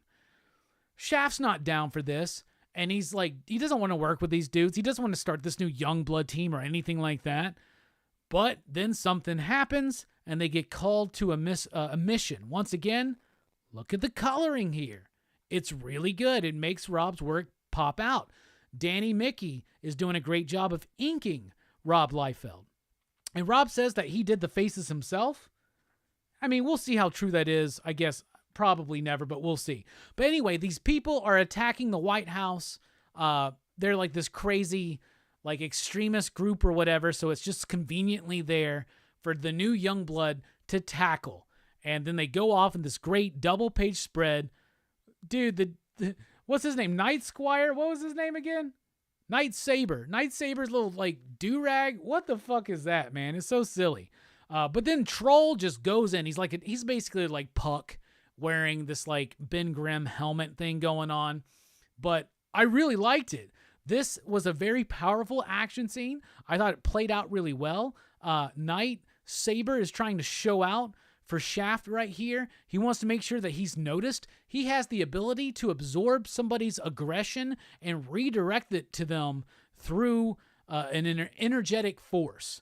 So I really liked that bit. But then he noticed, oh man, I just showed out. Nobody paid attention to me. I got to make sure to make Shaft knows that I'm the man. So weird. Then this composition kind of threw me off because it's ultra simple, but I like the composition. I like the energy. And since he's got this this version of Die Hard has this big robotic bulky body, I really like it.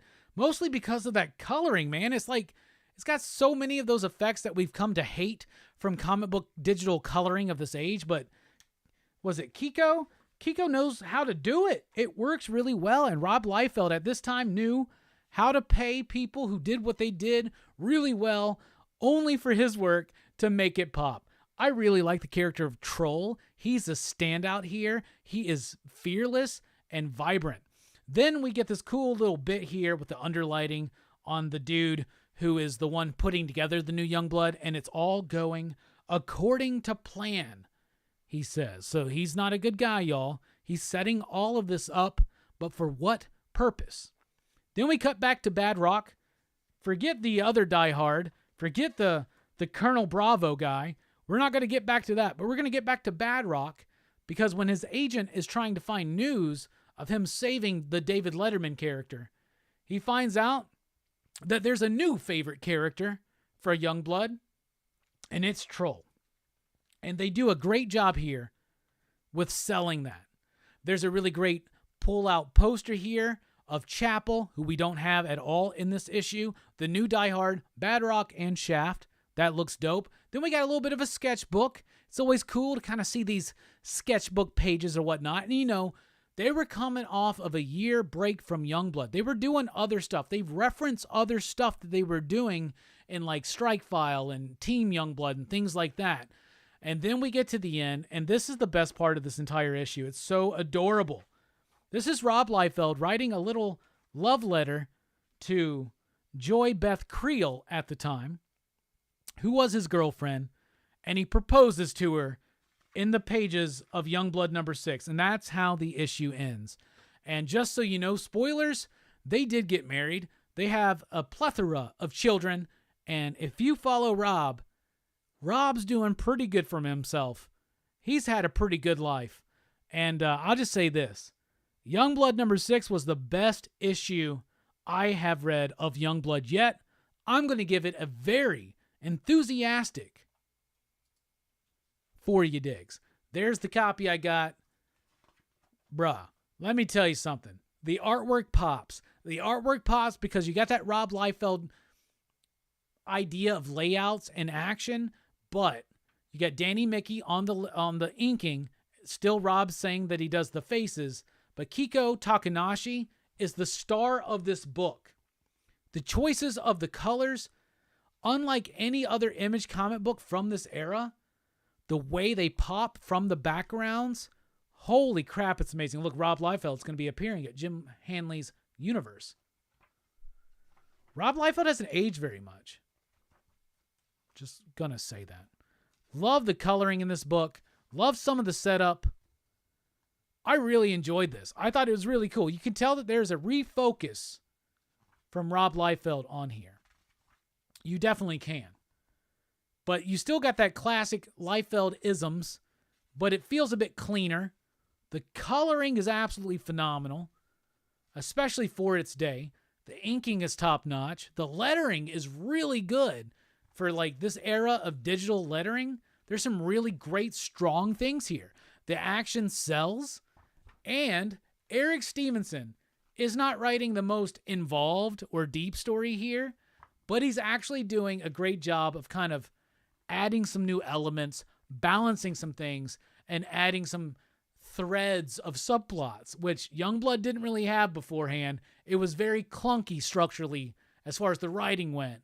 But this one captures the energy, captures that extreme vibe, and tells a pretty solid story. So once again, a very enthusiastic For You Digs for Youngblood, number 6. And this has been Image in the 90s.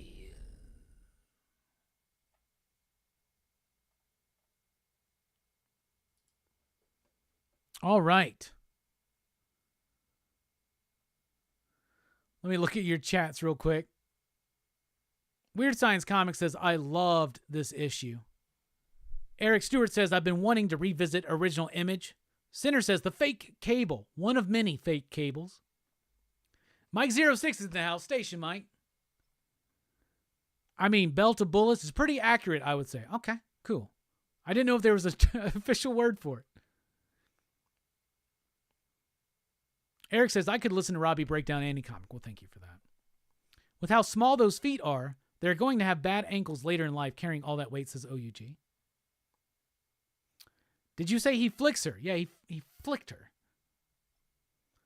Raphael says, Rob Liefeld is very famous for his artwork changing from panel to panel. Just go back and look at X-Force. That's true.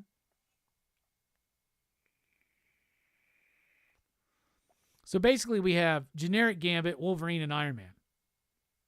Yes. 100%. Liefeld to me was very hit or miss with his art. Like nobody told him to recheck his anatomy at all. No, plenty of people told him that. He just told them, I'm cashing the checks. Why are they so mad? They're always mad in a Rob Liefeld comic. Ah! Yeah, I miss mini posters too. Oh, let me show you the mini poster. Because it's still in here. By Rob Liefeld and Danny Mickey. Pretty dope. I get it. But are we going to pick apart Jack Kirby anatomy? Are we going to pick apart Mike Mignola anatomy? Like, anatomy is style. Rob Liefeld has a basic understanding of everything underneath. But it's stylized. And whether you like the style or not, that's on you. I get it. OUG says, okay, that was cute. That proposal was cute. It is. Mars says, Rob is great. Hell yeah.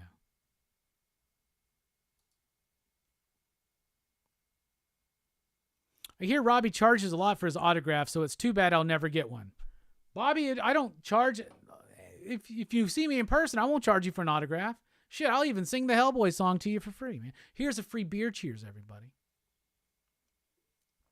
Don't forget about the Super Chat menu active tonight. $5 for a beer cheers, $10 for a Hellboy song, $25 for the shot. We're at $10 right now. So that means $15 actually for a shot. However, we're about to take a quick break. When we come back, show and tell, top 5, book report, and even more here on Rockin Robbie Live.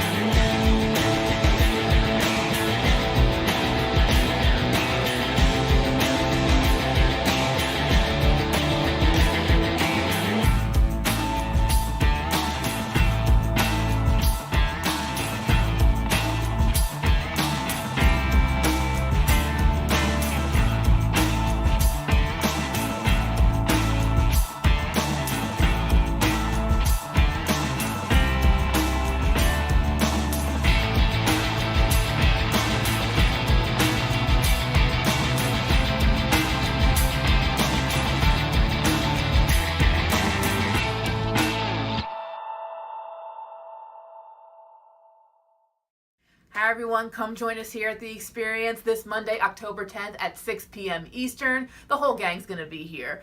Rex, John, Robbie, me, Nick, and Mariana's going to be back to color in some brand new commission cover art. It's going to be a great time, as always.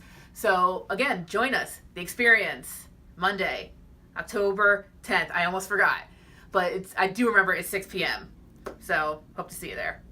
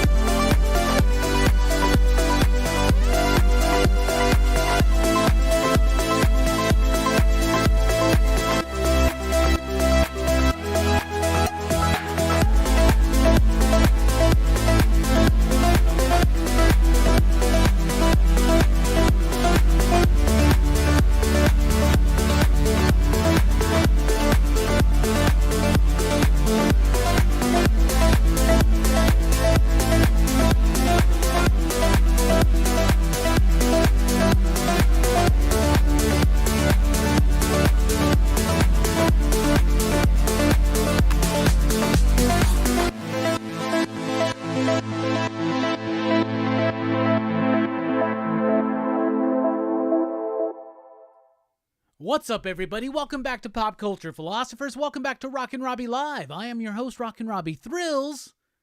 We've had a great time already. We talked about the new Hellraiser movie in a non-spoiler review. I will cut that out and put it up probably Tuesday morning or something like that. We did Image in the 90s with Youngblood. I see a lot of talk about Rob Liefeld out there, and that's cool, man.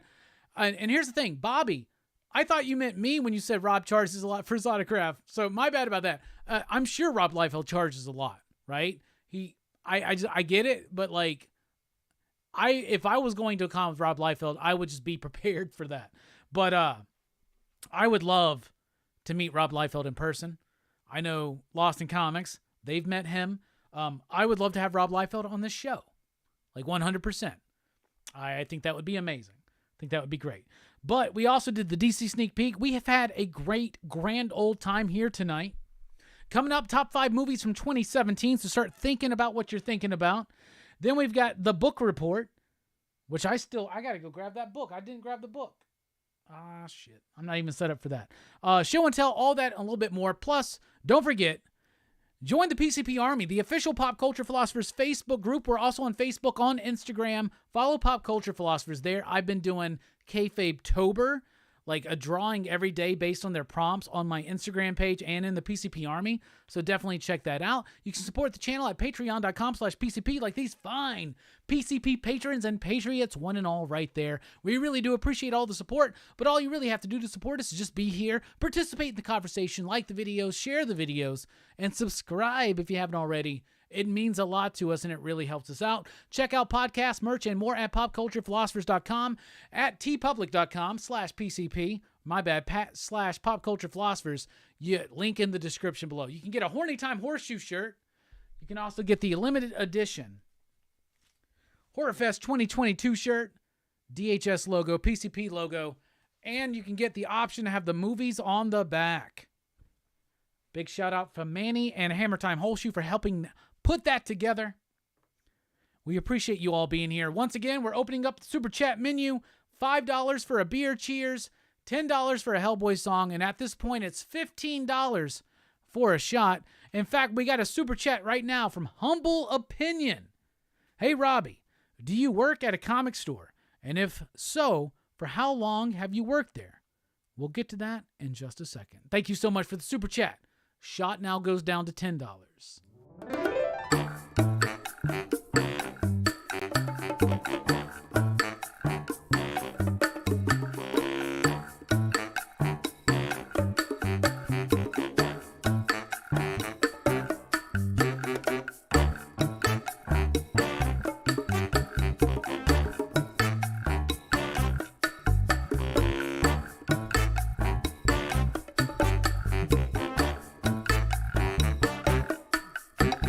Let me tell you about this little man I know.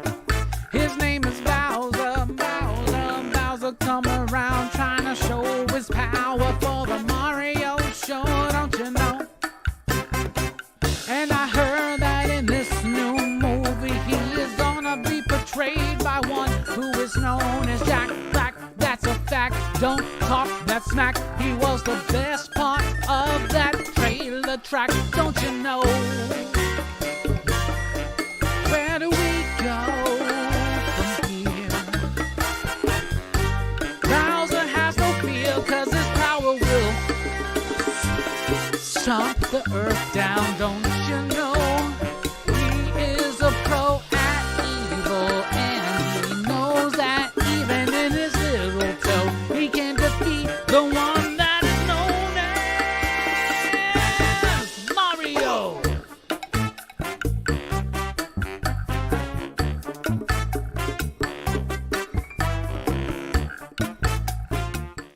All right, that was a little rough at times, but it was what it was. Humble opinion.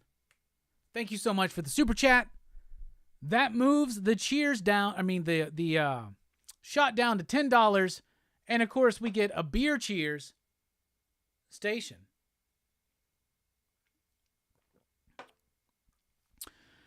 I work at a comic shop. I am the store manager of a shop in Huntsville, Alabama called The Deep Comics and Games. The Deep, D-E-E-P.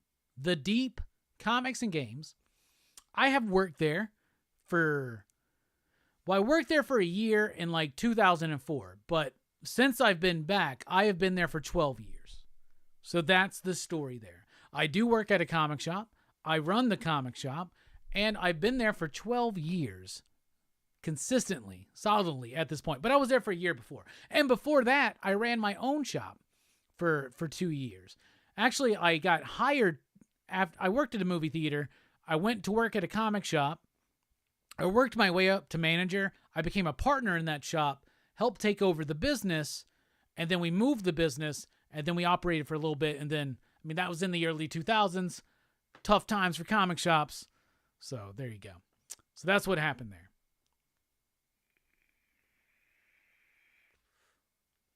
Oh, most everybody charges money for autographs nowadays.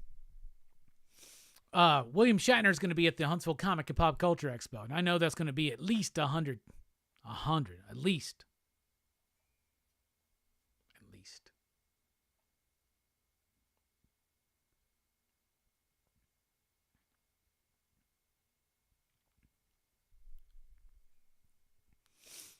Everybody was talking about the going corporate thing. Albert says, I would love to sell out and go corporate if given the chance. Show me the money.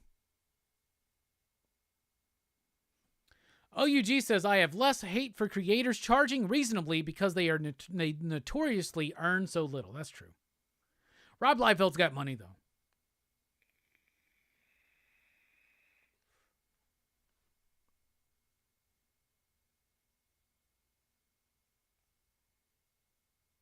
"12 years experience. I like that, Robbie. Give me a hug."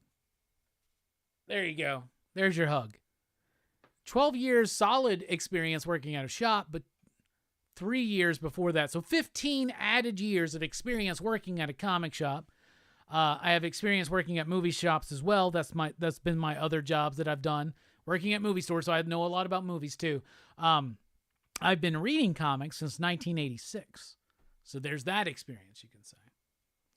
There's a lot of experience in comics and pop culture, y'all. I'm just saying. Just saying. Anyway, not to toot my own horn. Fable says, I got to shop at the Deep at least once before I leave this earth. Hell yeah, my man. You go ham at our shop, bro. So much stuff is there. We have so much. Comics, vintage comics, modern comics, all through the ages. You want Golden Age, Silver Age, Bronze Age, Modern Age. We got it. We got them. You know, we got key issues. You know, we got CGC. We have a very small CGC thing. Like, we're more about readership. We got a great toy section. That's ran by our homie Mike, the voice Matthews. We got vintage toys. We got new toys. We got a healthy graphic novel section, including tons of books you've never heard of. Like, I've never been to a place that had more indie books than my shop. Why? Because I order all the graphic novels for my shop, and you go to my shop, you're gonna find Roger Crumb, you're gonna find Jim Lee, you're gonna find Chester Brown, you're gonna find Daniel Clowes, you're gonna find Paul Pope, and you're also gonna find your Greg Capullos, your Todd McFarlanes, your Rob Liefelds, all at my shop. It's a great shop. We also got card games. Do you like Pokemon, Magic, Yu-Gi-Oh? Is Digimon still going? Is Digimon? Did he just say Digifuck? Oh, he didn't. Okay. There's this straight wall there. You've all seen it. It's just a wall there. I was talking to nobody. There's nobody here. Not even my cat. And he looked around and he was all alone. He didn't even have anybody on the phone. He had some YouTube audience to chat and talk about. That was a freebie. Here's a freebie beer cheers. Hey, Jelani's in the house. Plug the shop. What's up, Jelani? How are you doing? Ron's in the house. Ronald, what is up? Station. Coming from the corporate environment, I can honestly say more money means more stress and more problems. You're right about that. Probably. I will say about this, though.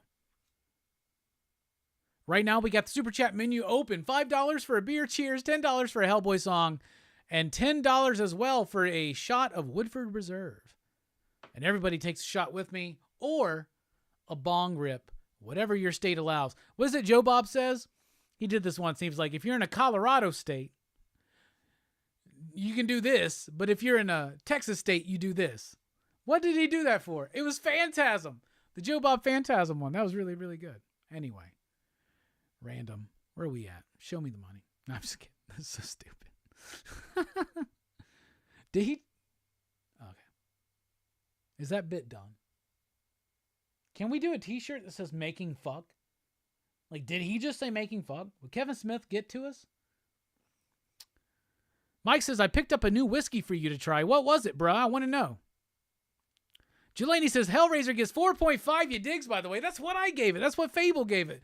Bruh, we're loving Hellraiser. You know what that means? I think it means it's my second favorite Hellraiser film. It's so good.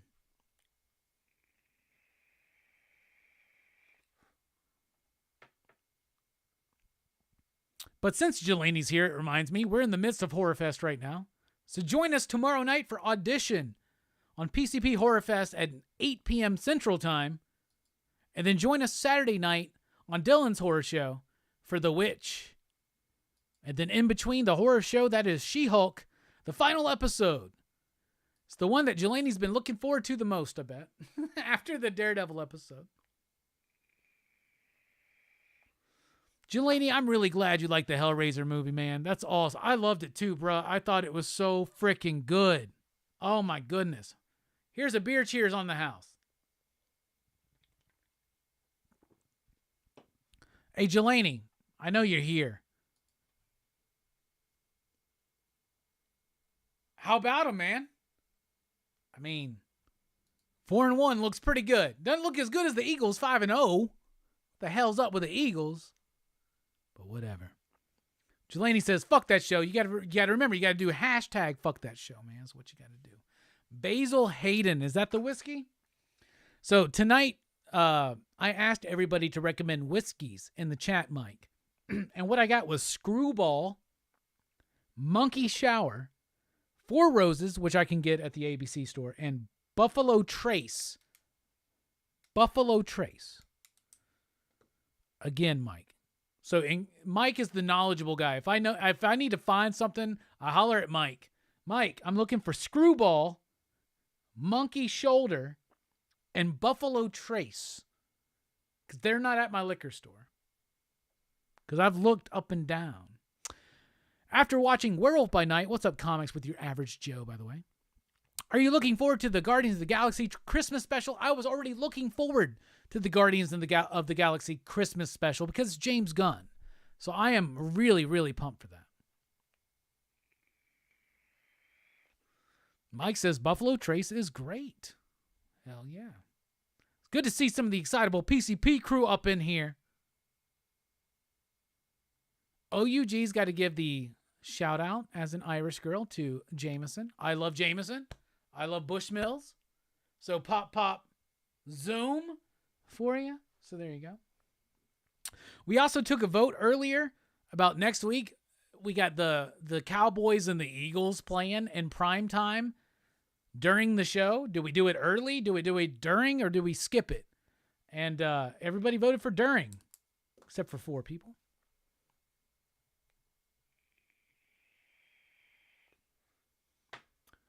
Figure Drawing says, I nominate I Saw a Devil for a future Horror Fest. I Saw a Devil. So that's a Asian horror movie. Is that Korean or Japanese or Chinese or something? What is it?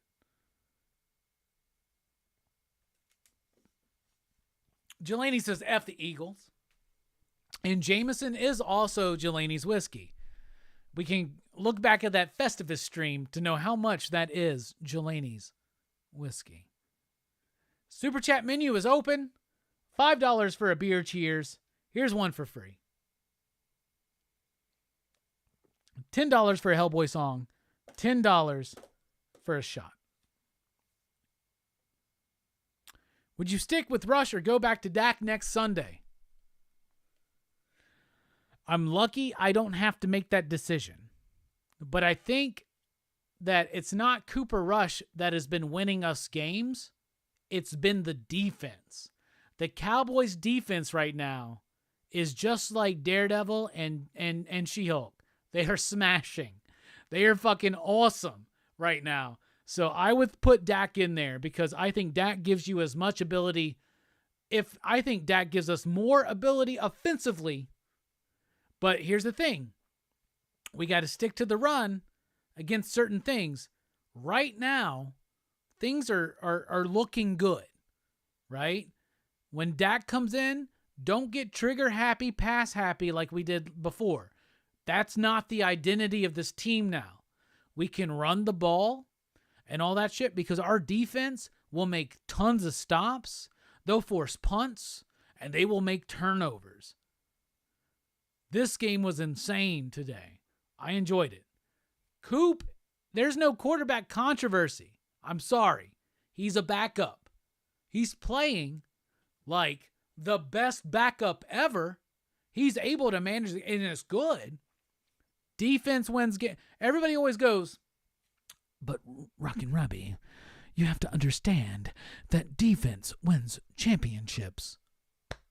I think the Cowboys have the best defense in the league right now. I think you put Dak on there. I think that game one was Dak knowing that last time he played Tom Brady, he told him, "We'll see you again."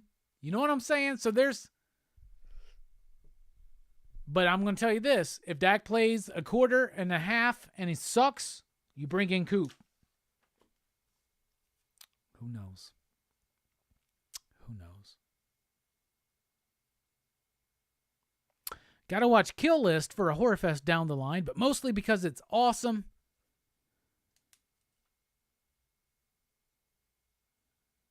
Wait, what? Where do we go? I lost it. There it is. Mostly because it's awesome. We can all use a little awesome in our lives. Hell yeah. Kill List. I don't know what that is. GT Key Comics says, I nominate The Driller Killer unless you already did it.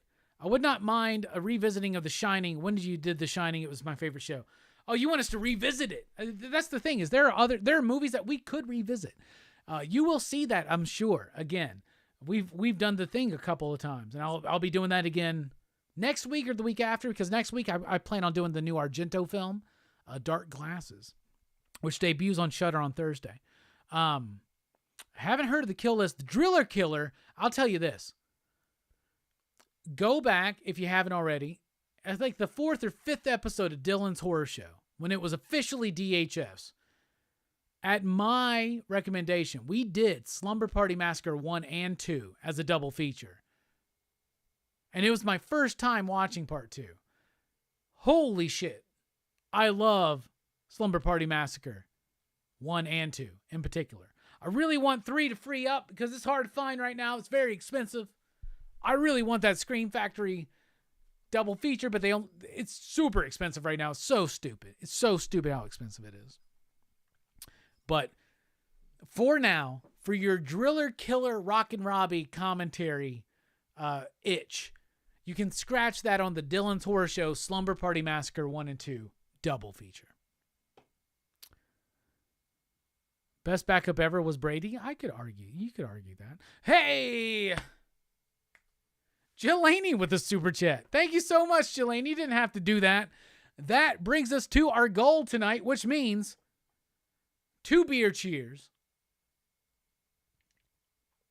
Everybody swig your beer and or hit whatever you want to hit. So 2.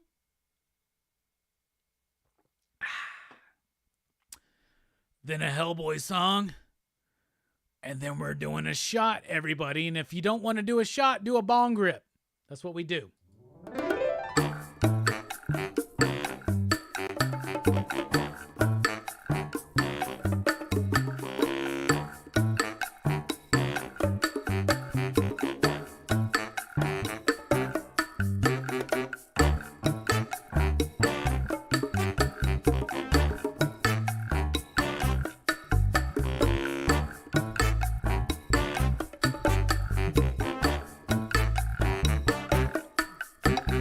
Let me tell you about this little man I know. His name is Hellboy. He was sent to this earth some long time ago to save it or destroy. Brought to this earth by Rasputin, son of a demon and a nun who had the sex with the demon, but was raised by Professor Broom. Now he fights evil and monsters. Shit! Now he fights with the man who's a fish named Abe in the shape of water, you might say. Now he fights with the fire starter named Liz and an ectoplasmic mess named Johann. BBRD.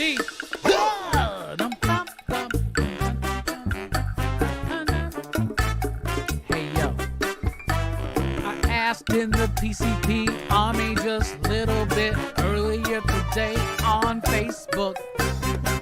I said I wanna know what your favorite scary movie is. Maybe let me take a look. And then I looked at everybody's pics and I got a little shook, don't you know? Because everybody has some good answers. And I looked at them all, and John Hammer Time Horseshoe, Horny Time Horseshoe, he told me that everybody, if you look at it, overwhelmingly voted for a John Carpenter movie. The Thing or Halloween, that's great. But nobody said what my favorite was. It's a little bit, don't you know? If you like your sweet seed and Oreo, my favorite horror movie, don't you know it comes from a man named Dario Argento? It's a stereo, not the remake. It's fine, it's fine.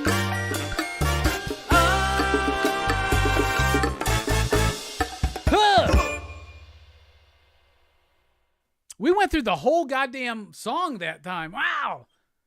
That may have been the best rendition ever. You tell me that. I'm looking right now at a pop figure I have. It's Mayor McCheese right there, goddammit. All right. It's time to talk about our top 5 movies of 2017.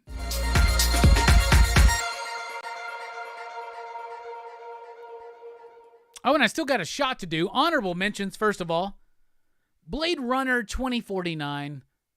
Honestly, I'm not the biggest fan, but I do like the way it was shot. When I was looking at all the other movies of 2017, I was like, honorable mention worthy. Wonder Woman, it's shaky in the third act. I'll grant you that. But the No Man's Land scene, enough, was cool. Thor Ragnarok, I didn't like it as much when I first watched it, but honestly, it's great, and it's the most Kirby of all of the Marvel movies. John Wick 2 is the top of these honorable mentions. If it wasn't for Victor Crowley, it's the 4th Hatchet movie. I have a fondness for that movie, and I love it. At number 5, I've got Spider-Man Homecoming, still one of my favorite MCU films. Tom Holland as Spider-Man, I loved it. I love the integration of him into the MCU. Jon Favreau's Happy cracked me the fuck up. Marissa Tomei is Tomei everything. You know what I'm saying? And Robert Downey Jr. Is a fantastic movie. And by the way, it's my favorite Spider-Man movie, aside from the first one, because that first one is something special. Logan is number 4. This is the best solo Wolverine movie by far.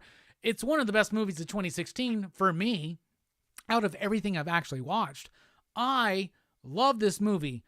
Deep, nuanced, character-driven, filled with tragedy, drama, action, badassery. Holy crap, it's the best Wolverine movie we ever got, outside of a couple scenes in X2.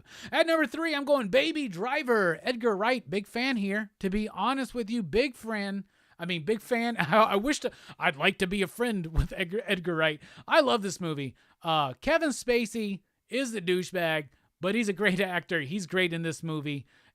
Who is it? Angel Elgort? Is that the lead dude?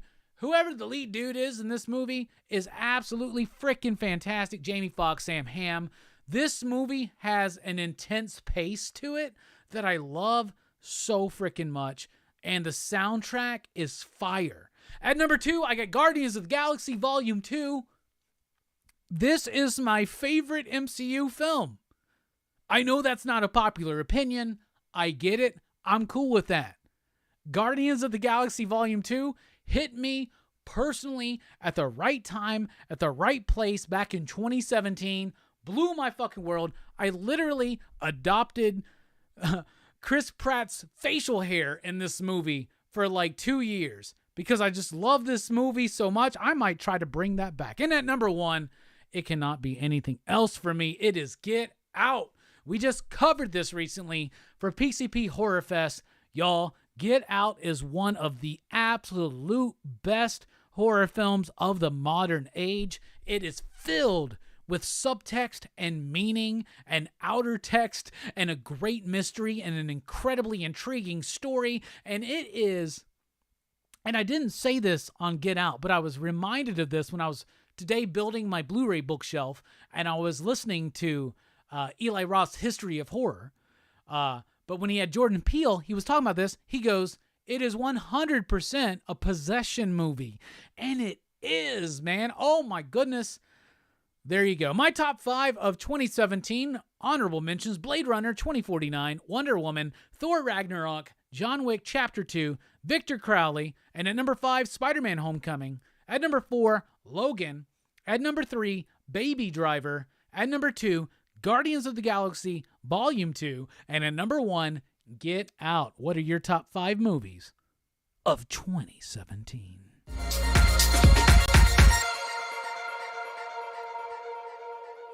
I want to know. I want to get them in the chat. And while you're doing that, Station Figure Drawing with Super Chat. Cheers, bro. Thanks for considering I Saw the Devil. On that note, The Ritual is also...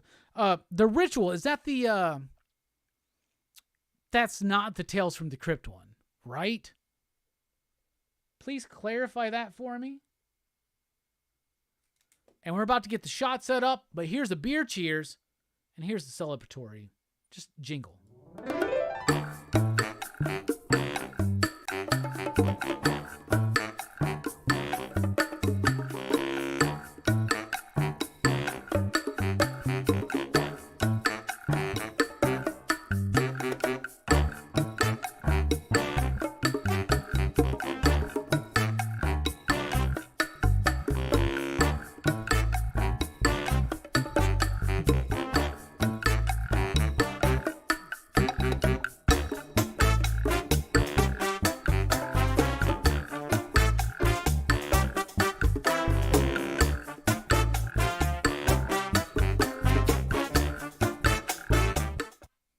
Dun dun dun bum bum bum bum bum bum. All right, time to do the shot. I have Woodford Reserve, so that's what I'm shooting because that's the only liquor I have. Got my trusty Yankee shot glass here. I've never shot this, and I don't particularly like shooting whiskey, so I got to find a better option for shots here. Hopefully by next week. Because I want to take some shots during that Eagles game. Salute! Everybody take a shot or a bong rip. Or just drink some water for the rest of us.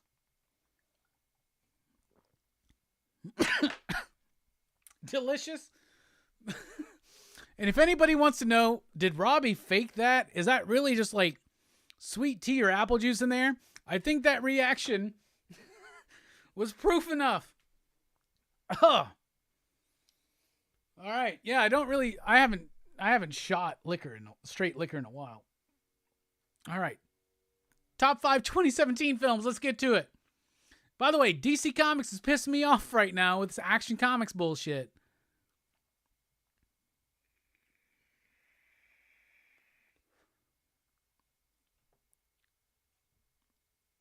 Robbie's officially singing at my funeral. Oh, man. No, I don't want to be there for your funeral. I hope you outlive me, my man. Funeral, I need Robbie to sing the Hellboy song if I ever get married. If you can fly me out there, I'll sing at your wedding. If you really want me to. Question, is there an open bar? Anyway. It was all right. Fuck you, Jelani. What are you talking about? The Hellboy? You talking about me? You talking about my performance? The hardest working man in YouTube live comic show business. You know it. I'm just begging for shots, man. I feel really good after that shot. What's up, Mayor McCheese? You want to come hang out?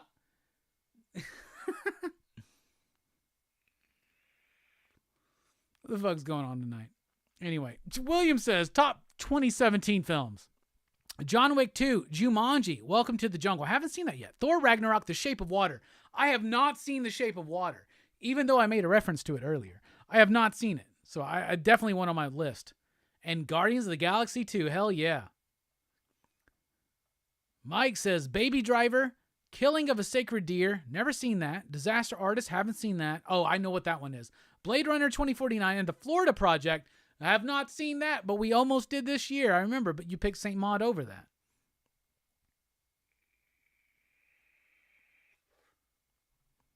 Sinner says, who doesn't like Guardians 2? Exactly. Chocos 26. Is it Chocos or Chacos? A, Chocos. B, Chacos. Please let me know. I want to make sure I say it right. From 5 to 4, Chips, Homecoming, Guardians 2, Coco. Coco's a great movie. Coco was 2017? That's an honorable mention. Let's kick the fuck Blade Runner 2049 out of there. And a Logan, hell yeah. I'll go with your same pick, says Bobby De La Ghetto. And your same order, except Get Out with Get Out.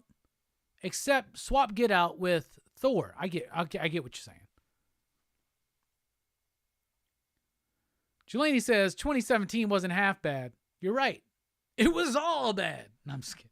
It wasn't as bad as some of the other ones, but I haven't seen a lot of some of these movies. We're hitting the dry spell when Robbie wasn't watching a lot of movies because he was starting PCP.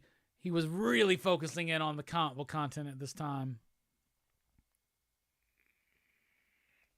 No Stephen King's It. No King Kong Skull Island. I have not seen the Skull Island movie, and I liked it, but it was just okay. But we are revisiting that in a couple of weeks for Dylan's Horror Show for Horror Fest, so we're doing 1 and 2, and I've never seen 2, chapter 2.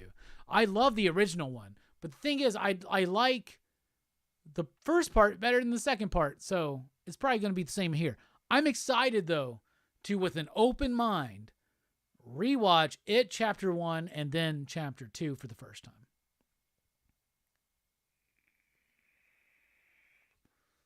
Greatest entrance for a movie ever on Guardians 2. You are right. That shit was awesome.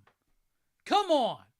That was my gym music for a while. That got me so fueled into the gym for a while. Man, I feel good after this shot. Woo! Bobby says, I like the Thor Ragnarok. If any, I just love what we do here at Rockin Robbie Live. Can you think of another comic book YouTube channel that does this kind of shit? Like, we're taking shots based on super chats, having fucking fun, kicking it live, kicking it real, talking about movies in 2017. Jesus. This is better than New York Comic Con, goddammit, because we're doing this shit in a cave with scraps. Oh, we're not using scraps. Oh, we're not using scraps. We're using making fuck. It's okay. Okay. Bobby says, I like the Thor Ragnarok, if anything else, for the Jack Kirby designs. I agree. Eric says, Logan, Blade Runner 2049, Alien Covenant. That's a solid movie. Logan Lucky, I'm not familiar with that one. And Guardians 2? No, not the Tales from the Crypt one. Okay, thank you. Not the Tales from the Crypt one. Okay. Not familiar with that one. I have to check it out. Jack and Coke? What am I, 19, 20 years old? I'm not drinking Jack and Coke. Unless that's what you want to choose for the beer cheers. Damn, maybe that shot wasn't such a good idea. Ronald says, Robbie, you didn't like the movie Atomic Blonde in 2017? I've never watched it, but I definitely need to because it looks like I would enjoy it. Would you recommend it, Ron? Is what I'm getting? Atomic Blonde? Do you want Atomic Blonde put in there? Should I put Atomic Blonde in for Action Fest 2023? Y'all let me know. Is that movie good? Is it action heavy? Because in 2023, I want Action Fest to be action heavy. We did some movies this year that I remembered being action heavy that weren't like The Golden Child. Next year, I want it to be just like, you know what I'm saying? Let's do it. Is that manga behind you? Comic Kev? No, it's Star Trek graphic novel. They're not even graphic novels. They're novels. They're Star Trek novels behind me.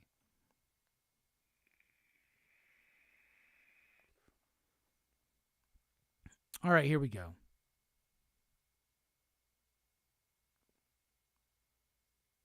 Yeah, Afro, you got the wrong year there. David Bruckner.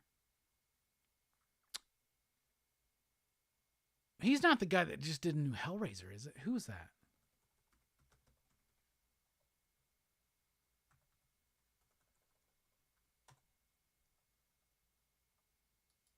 Yeah, that's the guy that just directed the new Hellraiser film.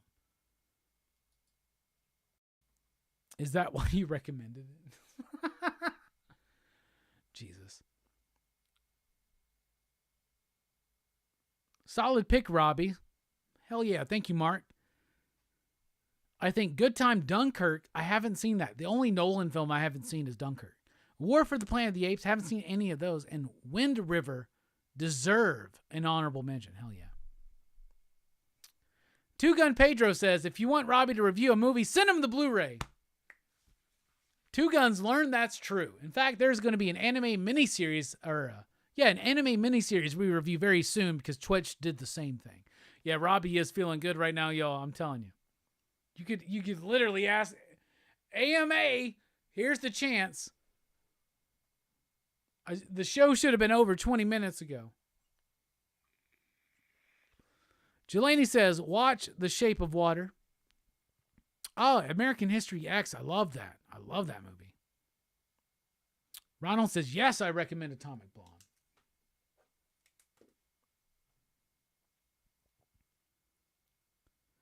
Fable says, I'm just coming out of my movie dry spell thanks to PCP and the DHS crew.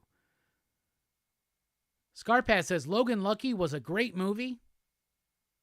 When's Dynamite dropping Darkwing Duck? Is that December, I believe? Yeah, I think it's December. I'm very pumped. In fact, I got to write a note. Message Nick. We're going to, as soon as fucking possible, I want to read that. I'll do an advanced review. Yeah. I haven't done one of those in a while. I'd do it. I'm talking to nobody. Delaney's got his top 5 of 2017. He says Thor Ragnarok, Logan, Spider-Man Homecoming, Guardians 2, and the Russian Guardians top 5. I haven't seen that with the big bear and shit. Mike says, yeah, if you do Atomic Blonde, add Shoot 'em Up. I love Shoot 'em Up. Shoot 'em Up is a live-action Bugs Bunny Elmer Fudd movie, and I fucking love it, bro. Ronald agrees on the Shoot 'em Up. Hell yeah. Check out Romper Stomper with early Russell Crowe. I mentioned this movie not too long ago. It was on the EXP show, the Dynamite show, where they were mentioning Russell Crowe, and I was like, I think they were talking about how Russell Crowe was kind of in the new Thor movie. They were like, Russell Crowe. But I was like, does anybody remember Russell Crowe from Romper Stomper? Like an Australian fucking movie? I love Romper Stomper. Is that on Blu-ray? Write that down. Is that on Blu-ray? If that's on Blu-ray, we need to get it. We got to cover that. That's a good fucking movie. Romper Stomper is fucking awesome. Now you're questioning, are there actually people there? I like the ambiguity. In my head, Mike and Jelani are there right now, and Fable. Like the members of the crew. They're right there. That means that when I look over and say that shit, that means you guys out there need to fucking remind me of this shit later. Romper Stomper is fucking awesome. I love that movie. Is that on Blu-ray? We need to know. We need to get that right now. Duffy says, I have the VHS. It's so old. That's where I watched it. The first and only time I've ever seen it. But I loved that fucking movie. When Russell Crowe, I was working at Hollywood Video when Russell Crowe was nominated for Best Actor for Gladiator. And I loved Gladiator, and I was so about it. I made a Russell Crowe section, right? And I found every Russell Crowe movie I could. Virtuosity. I mean, in 2000, it's slim pickings. I had Virtuosity, The Insider, all that shit up there. And then I had fucking Romper Stomper. That movie's great. Sorry.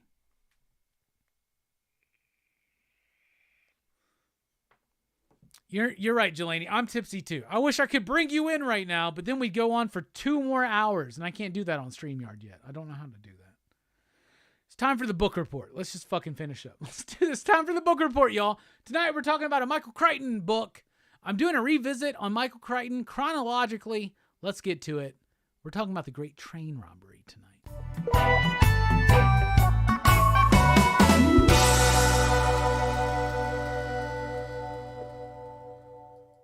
All right, so here's my copy of The Great Train Robbery. This is a newer version, but I got it like on thrift books for like $3.50.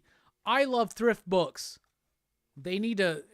I'm open to a sponsorship. Thrift books, 100%. I love them because you can buy thrift store type books, but in solid condition, right? So I had this when I was younger, but for some reason I don't have that version anymore. We had to read this in like history in high school for some reason, but I love this book. Now, what I remembered about this book was that it was incredibly fast-paced and interesting. When I was rereading it, I found it to be a slow start. Right now, the book is only, or at least this edition, like 350 pages. It's a quick book to get through, but it does kind of take some time to really get into it. So this is a heist story told from the perspective of like Victorian England, the 1800s or some shit like that, right? So it is a robbery of a train, and they take a lot of time. Michael Crichton does to build up who is the crew, why they have the skills to get where they want to go, and then it builds up to the heist. And the heist is the most exciting part of this book. But I said it's a slow start. But it really only takes like 100 pages to really get going. But out of 350, it's like you got to get through that first act and into act 2 to really start enjoying this book. But that's where it starts excelling. The characters are interesting, but where it really works is like meticulously breaking down how everything is done. And it's very interesting. And then it wraps up very quickly. So the majority of this book, the hypest part is Act 2. It's the heist. It's the great train robbery. Everything leading up to that is very interesting. But in this reread, for me, it came up a bit slow. But what this book does so well is it does kind of factor in what society was like at that time, if that makes sense. There are some cringy moments. There is a prostitution scene in here with a 12-year-old girl. Rough, for real. That's pretty fucking rough. That's kind of like, ugh. But aside from that, it was actually pretty solid on the reread. It took a bit to get kind of into it. Most books take me like 60 pages to get into. This took me a little bit longer to get into on the reread. I'd already read this. So it's not necessarily super character driven, but it's driven by the events of the story, right? The idea of the heist, how did they do it, and the history that they developed from like late 1800s England. And that's probably why I read it in Western civilization. So there you go. Michael Crichton, The Great Train Robbery on the revisit. Still a really solid book. A great, it's kind of like a great side historical note fictionally on the Industrial Revolution in Britain and all that kind of stuff. But like, is it set in Britain? It's set in Britain. It's 100% Britain. Anyway, I like it. Could be quicker paced, a little slow in the beginning, but it sells it in the middle and a very solid quick ending. I'll give that 4 you digs. The Great Train Robbery. If you've read it, what do you think? What do you remember? It's probably been a while, and that was your book report. I don't know if I should do these shots. Yeah, I don't know if I should do these shots.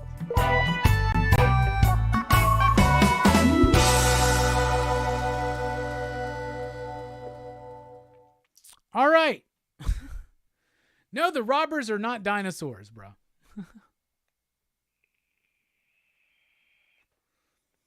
Would you review a regular DVD if I send it to you? Yes, Honduras Lorian, I would. Damn, it has child sex slavery. It does, but it is set in the late 1800s, so that's why it's there. But the biggest problem with that scene in the book is that the protagonist of the book, basically, the guy putting together the heist, who we kind of root for throughout the entirety of the book, that part's really cool. He's kind of like utilizing that and taking advantage of that for the purposes, right? So there you go. Yeah. Wasn't The Great Train Robbery the very first film ever made? I don't know about that. They may have. I don't know about that. The book was written in the 70s, and they did a movie that was popular at the time. I've never seen the movie, and I think Michael Crichton actually directed the movie himself, but I'm not sure about that. They did change the 12-year-old prostitution scene, though. They changed that, thankfully.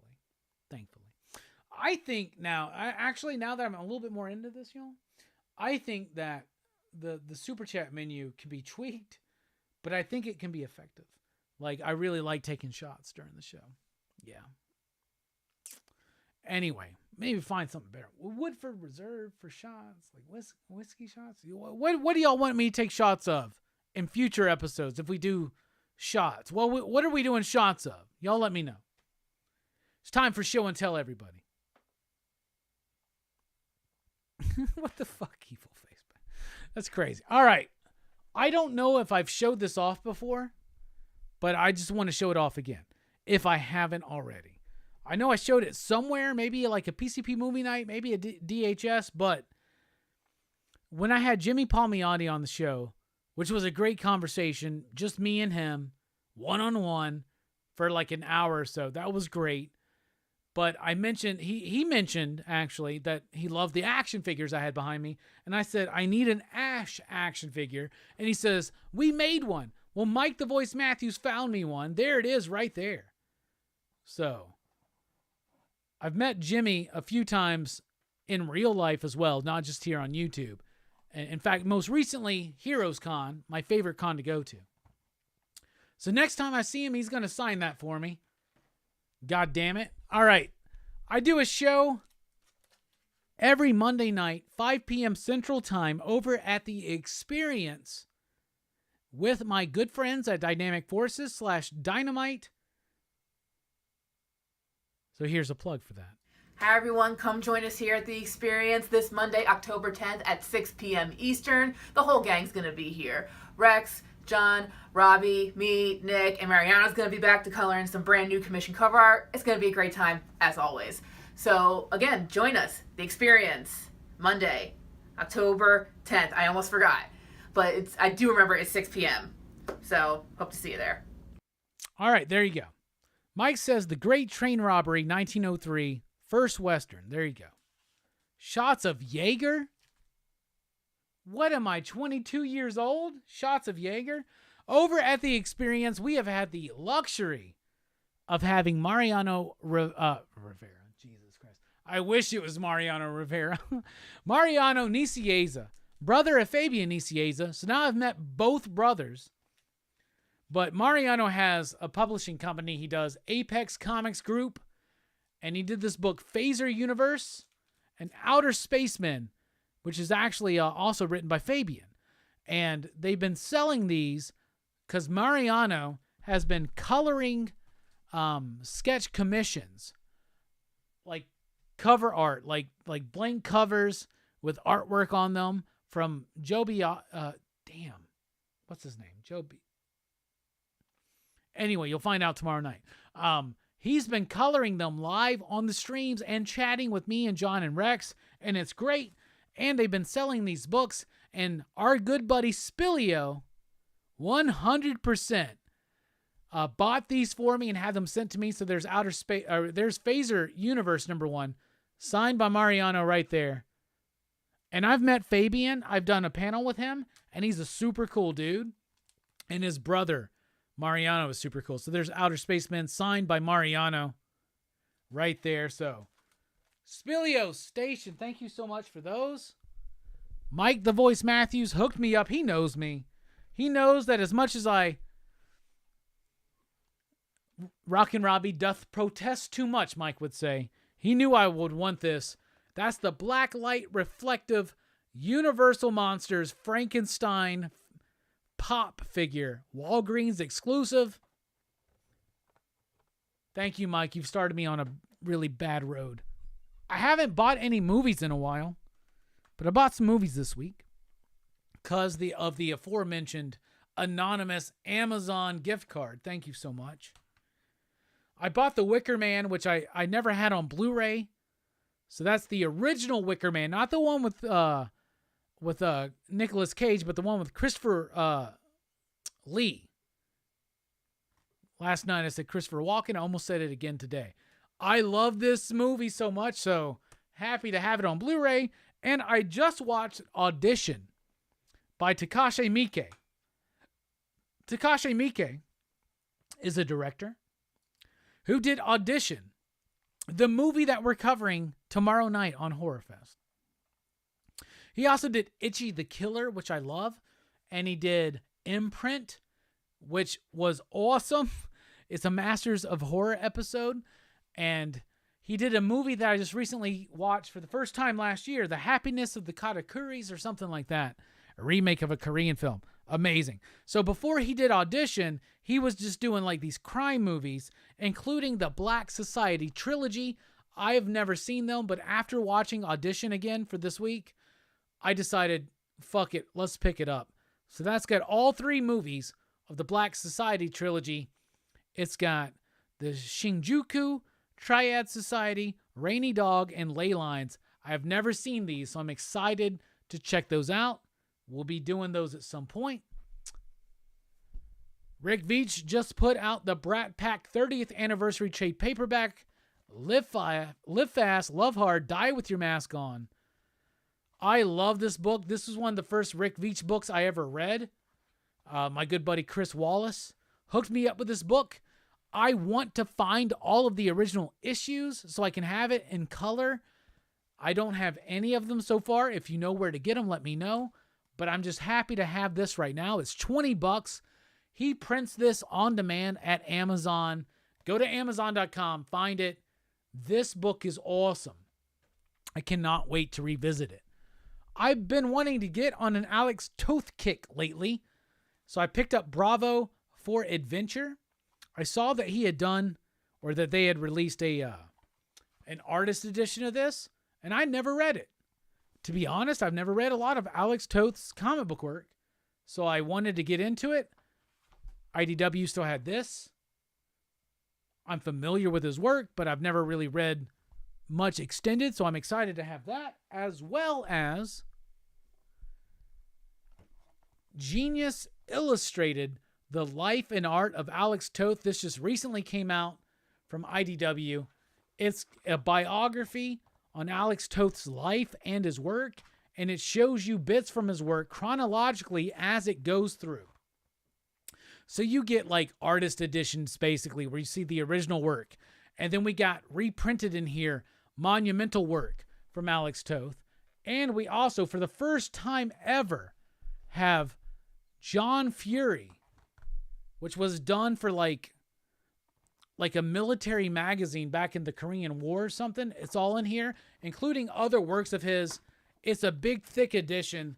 Excited to dive into this. Maybe one day we'll open it up in front of the camera fully and let you have a look. So that's what we got for show and tell.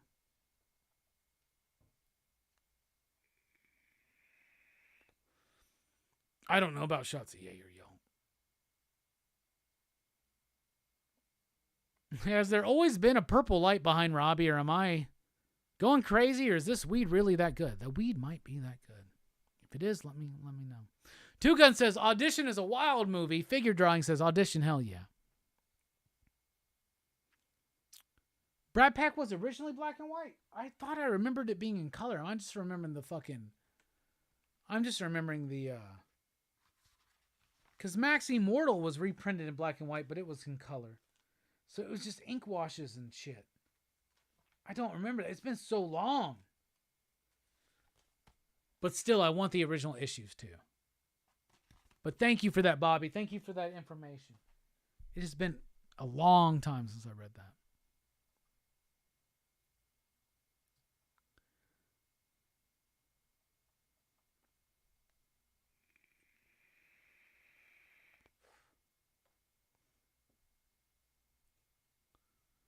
All right, Jelani's going to go watch Audition for the show tomorrow night. I hope everybody else has done the same.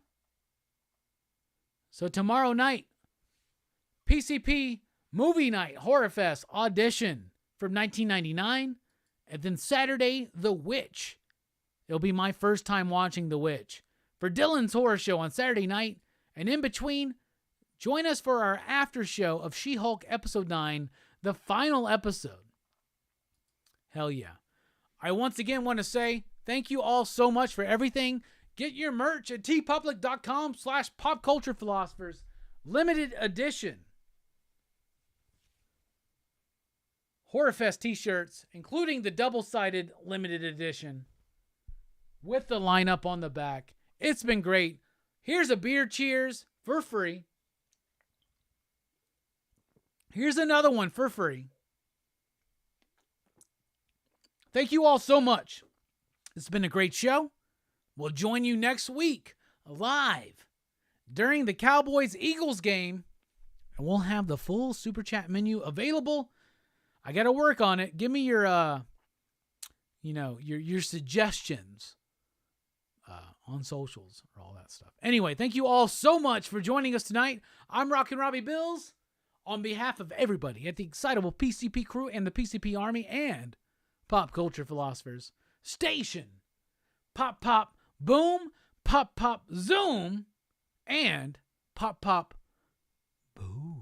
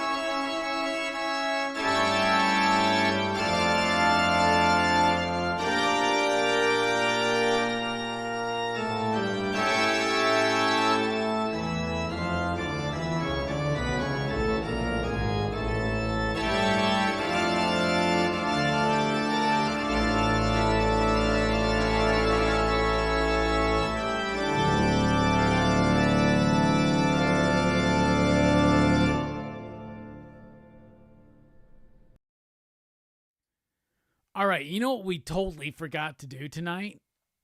We forgot to do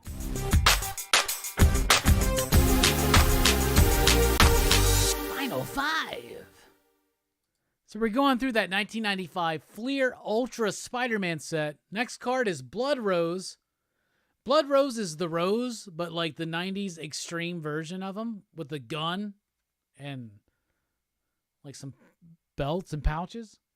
Then we've got Bloody Mary. Bloody Mary is like Typhoid Mary, but like the 90s extreme version of her. There you go. Then we have Boomerang. Big favorite Spider-Man villain. Actually, he's pretty cool. He was the best part of the Nick Spencer run, was the Boomerang stuff, actually. We get a card of the Burglar. The guy that killed Uncle Ben. Damn, did they make him look menacing. Then we have Calypso. One of the sexiest Spider-Man villains out there. Lover to Kraven the Hunter. Created by Todd McFarlane. So that has been your, as delayed as it might be,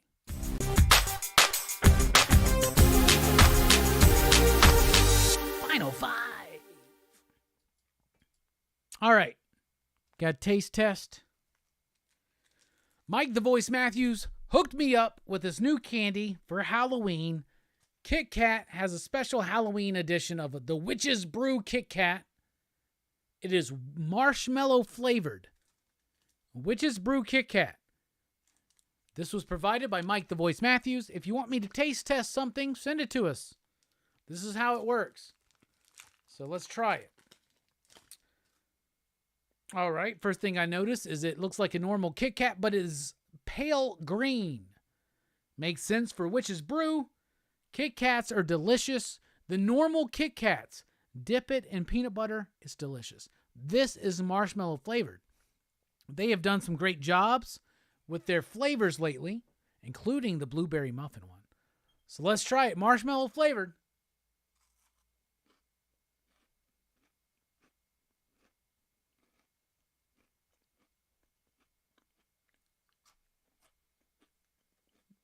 There it is. Oh, wow.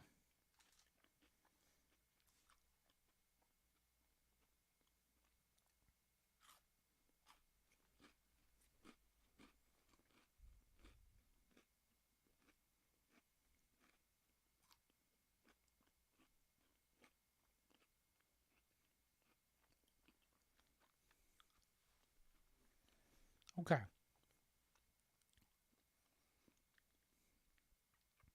The texture is just like the texture of any other Kit Kat. That's a high you dig rating right there. The flavor. At first, it tasted to me like a white chocolate a white chocolate Kit Kat. But then that marshmallow came straight up, and it does straight up taste like marshmallow. It 100% accurately represents the flavor it's trying to represent. It's got the cool Halloween packaging, and it's got the cool Halloween color, and it's got the trustworthy texture with the wafer and the chocolate or the whatever it is. It's got that. 5 ya digs. It's really good. I want to take this. They need to make a graham cracker flavored Kit Kat.